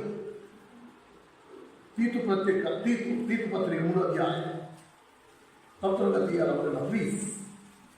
తీతు పత్రిక 3వ అధ్యాయం 198వ పేజీ, తీతు పత్రిక 3వ అధ్యాయం 5వ వచనం.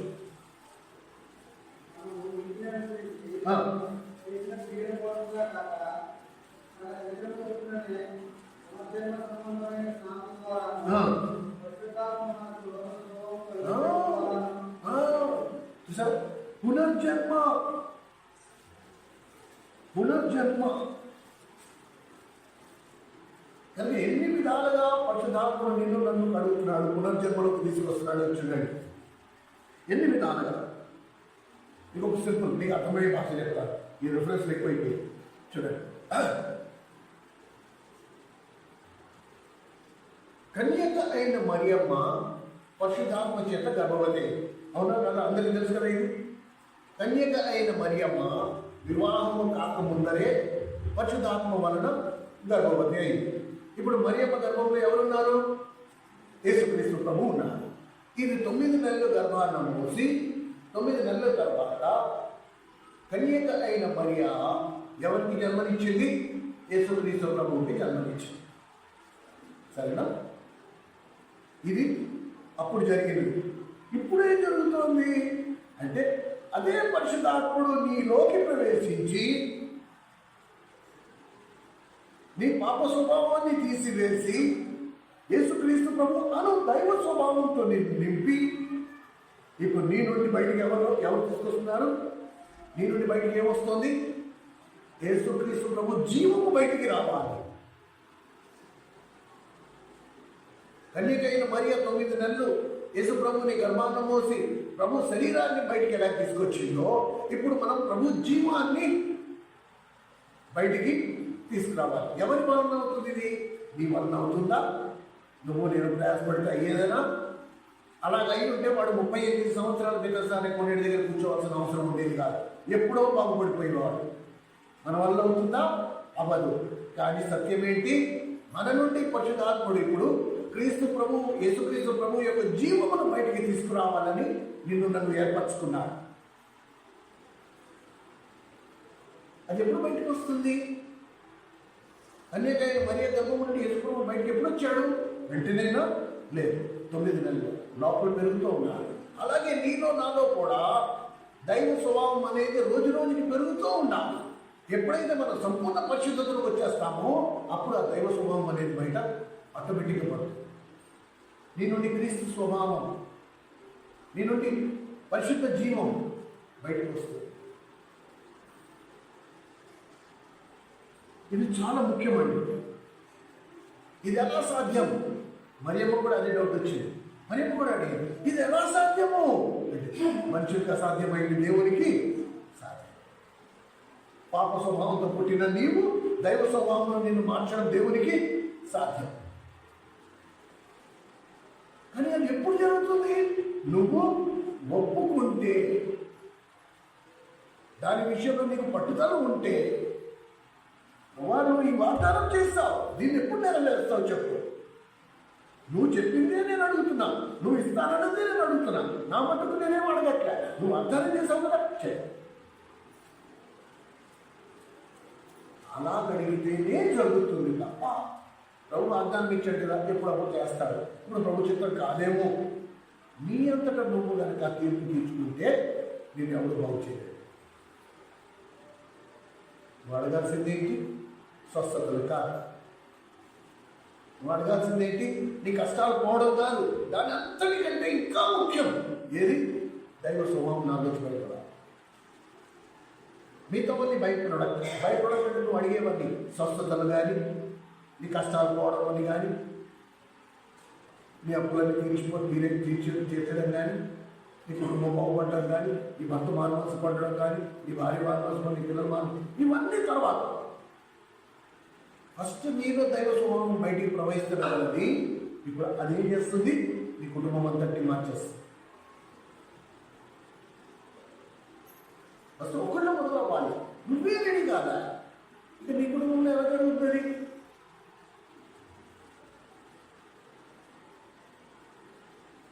ఇది మనము గ్రహించాలి. రెండో విషయం యోహాను సువార్త 4వ అధ్యాయం. ఈ 4 అధ్యాయాలు గుర్తుంచుకోండి. యోహాను సువార్త 3వ అధ్యాయం, 4వ అధ్యాయం, 7వ అధ్యాయం. ఈ 3 అధ్యాయాలు చాలా ముఖ్యం. యోహాను సువార్త 4వ అధ్యాయం 14వ వచనం. యోహాను సువార్త 4వ అధ్యాయం 14వ వచనం. నేను ఇచ్చు నీళ్లు త్రాగువాడు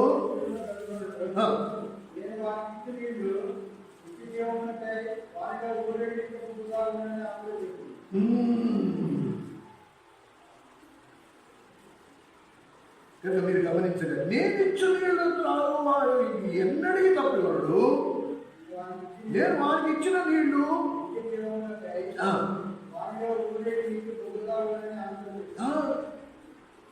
నిత్య జీవమునకై. నిత్య జీవానికి నిర్వచనం ఏంటి?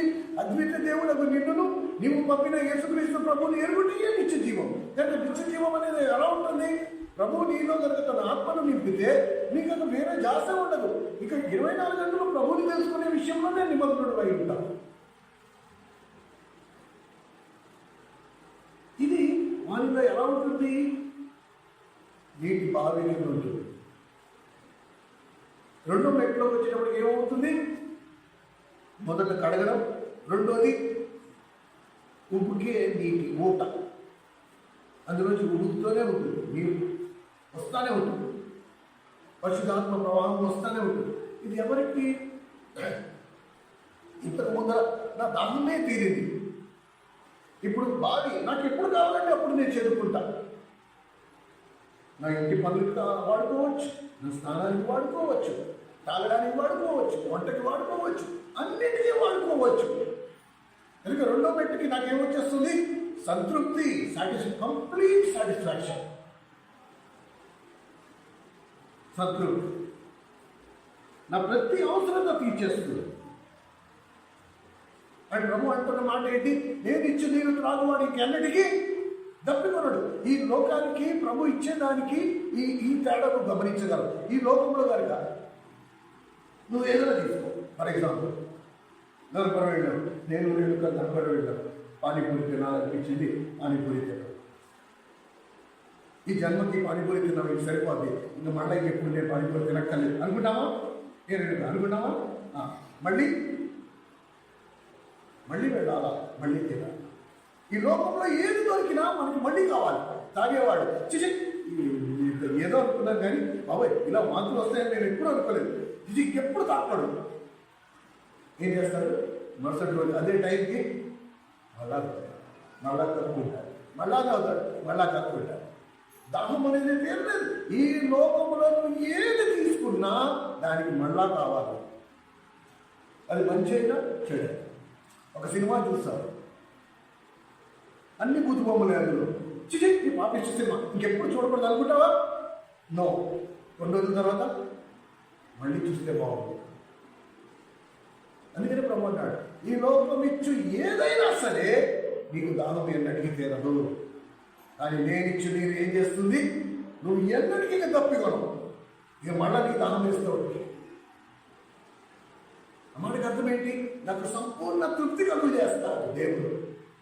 ఇక నాకు అవసరమే లేదు, ఇక చాలు, నాకు ఇంకేం ఒక్కర్లే, ఈ లోకంలో నాకు ఇంకేం ఒక్కర్లే. నోటితో చెప్పడం చాలా ఈజీ. క్రియాపూర్వకంగా జీవితంలో వచ్చినప్పటికీ నేను దాన్ని వదులుకోలేకపోతున్నాను. ఎందుకు వదులుకోలేకపోతున్నాను? నాకు మళ్ళీ దాహం వేస్తుంది. ఎందుకు వేస్తుంది? ఎందుకంటే ప్రభు ఇచ్చి నేను ఇంతవరకు నేను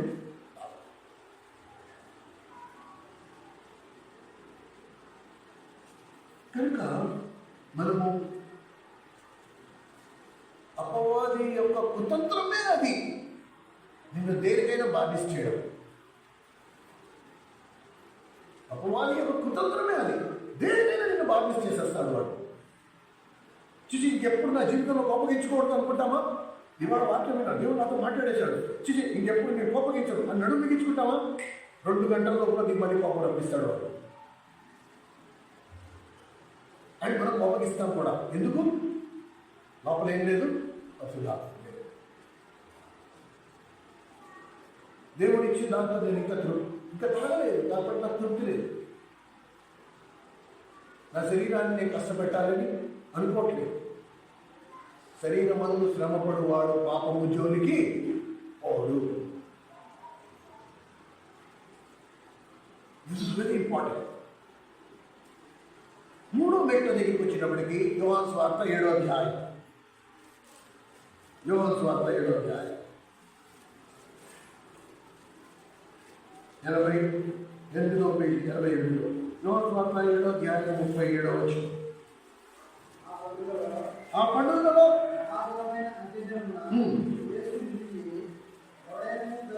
దప్పికొనిన ఎడల నా యొద్దకు వచ్చి దప్పిక ఇచ్చుకునేవలెను.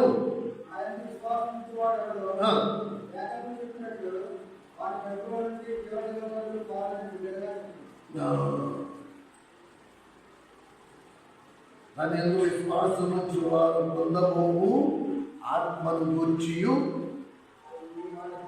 ఆయన ఈ మాట చెప్పాను. యేసు చూసారా, ఇది వాగ్దానం. ఇప్పుడు 3వ మెట్టు దగ్గరికి వచ్చేటప్పటికి ఏం చేస్తాడు? కేవలం ఒక బావి కాదు, చిలకరింపులు కావు, ఇప్పుడు ఏకంగా వాడి కడుపులో నుండి జీవజలపు నదులు ప్రవహిస్తాయి. ఈ నదులు ఏం చేస్తున్నాయంట? ఇతరుల దాహం కూడా తీర్చే, ఇతరుల దాహం కూడా. ప్రభు ఈరోజు ఒకడి కోసం ఎదురు చూస్తున్నాడు. అది నువ్వు అవ్వచ్చు, నేను అవ్వచ్చు. నీలో కార్యం చేసి నీ కడుపులో నుండి జీవజలపు నదులు ప్రవహిస్తున్నప్పుడు ఆ నది ఇతరుల దాహాన్ని తీరుస్తుంది. కానీ ఒకవేళ మనం దానికి అది కాదు ప్రభా, నా ఆరోగ్య స్వస్థత వచ్చి చాలు, నేను నా పిల్లలు చల్లగా ఉంటే మాకు అదే చాలు, మాకు 2 పూట్ల మా 5,000 నోట్లకి వెళ్ళి మాకు అదే సరిపోద్ది అనుకుంటే ఓకే, దేవుడు అదే ఇస్తాడు, ఇవ్వనాడు. కానీ దానికంటే శ్రేష్టమైనది ఉండి కూడా నువ్వు ఒకవాడు తీసుకోలేకపోతే అది ఎలా ఉంటే అడుగుకునేవాడు. నేను బాగు చేయాలంటే 38 ఏళ్ళ నుంచి అలవాటు అయిపోయింది ప్రభా, ఇప్పుడు బాగు చేసినా చేయకపోయినా ఒకటే అంటే ప్రభు ఏమంటాడు? సరే అయితే నువ్వు అలాగే ఉండు. ఇది అంటే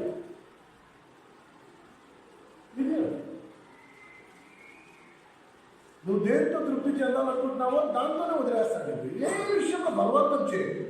నాకు ఈ పనికి మాలిన క్రైస్తవ జీవితం నాకు వద్దు.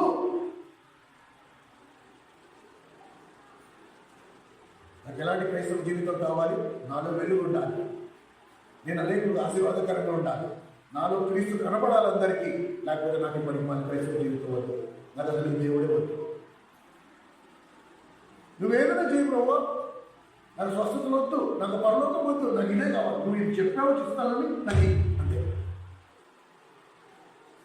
మీరు ఇంటికి వెళ్ళాక యెహెజ్కేలు గ్రంథం 47వ అధ్యాయం చదవండి. మొదటి నుంచి 7 వచనాలు 9 వచనాల వరకు. ఎలా మొదలవుతుంది? ఒకేసారి కాదు, చిన్న ధార. చదివేద్దామా? అది కూడా చదివేసి ముగించుకున్నాం. యెహెజ్కేలు గ్రంథం 47వ అధ్యాయం. యెహెజ్కేలు గ్రంథం 47వ అధ్యాయం 728. యెహెజ్కేలు గ్రంథం 47వ అధ్యాయం మొదటి వచనం నుండి చదువుగా.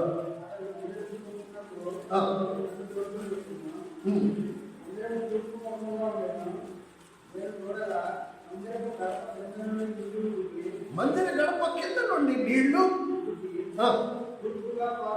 చిన్న ధార. మందిరం గడప కింద నుండి సన్నగా ఒక ధార ప్రవహిస్తోంది.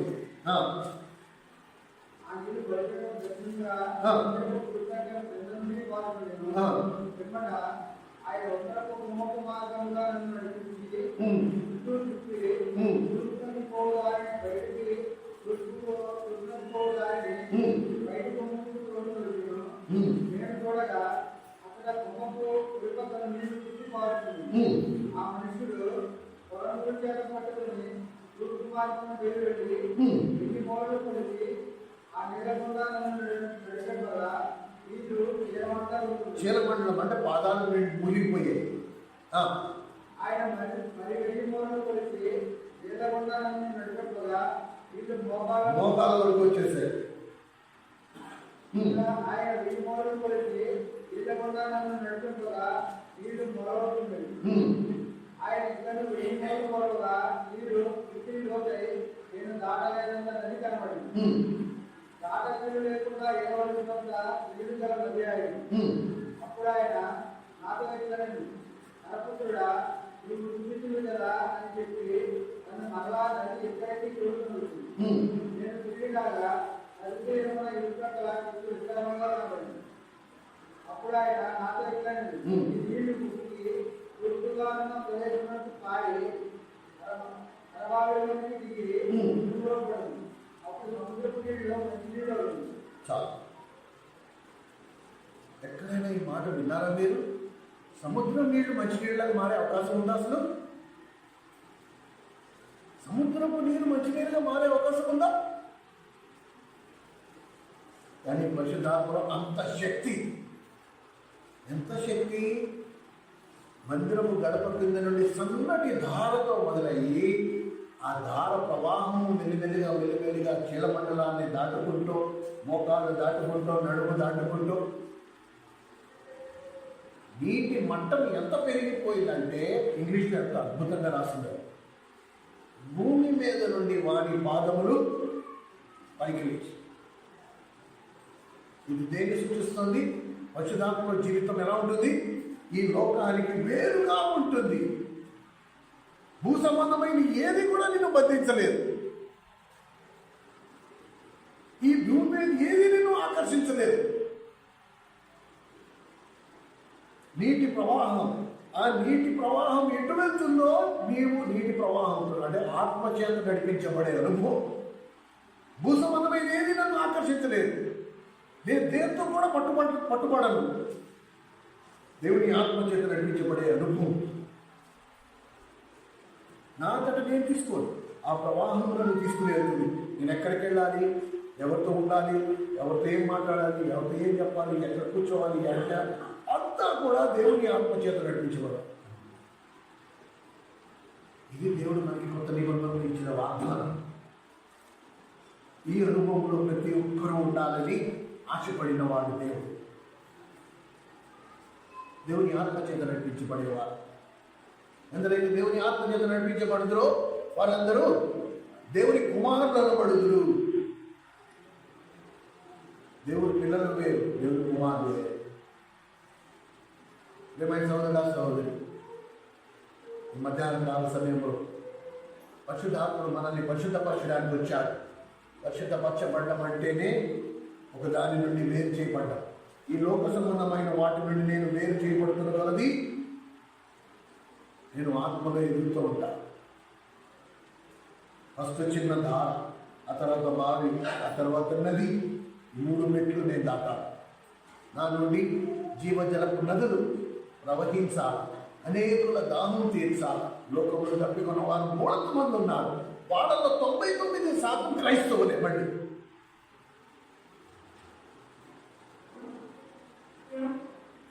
అది దాహం తీరలేదు. జీవజలపు వాడు నోటికి ఇంకా అందలే. ఈరోజు మీరు విన్న మాటలు అసలు ఇంతవరకు ఎప్పుడు వినలే. దీని గురించి వాళ్ళకి అవగాహన కూడా లేదు. ఆ డిసెంబర్ 25, ఆ డిసెంబర్ 31 ఆ మందిరంలో బిర్యానీ వండుకోవడాలు అయ్యే పండగ అనుకుంటున్నారు. నిజమైన పండగ అంటే ఏంటో తెలియదు. నిజమైన సంతోషం ఏంటో తెలియదు. దేవుడిచ్చే ఆనందం ఏంటో తెలియదు. అసలు దేవుడు ఏం చేయాలనుకుంటున్నాడో కూడా దానికి అవగాహన లేదు. మీ అందరికీ నా విన్నపం, మీ ఆత్మీయ స్థాయిలో, మీ ఆత్మీయ స్థితిలో మీరు రాజీ పడద్దు. మాకు ఇది సరిపోద్ది అనుకోవద్దు. దేవుడు ఏ వాగ్దానం చేశాడో చదువుకోండి ఫస్ట్. ఆ వాగ్దానం మీరు నెరవేర్చబడిందా చూసుకోండి.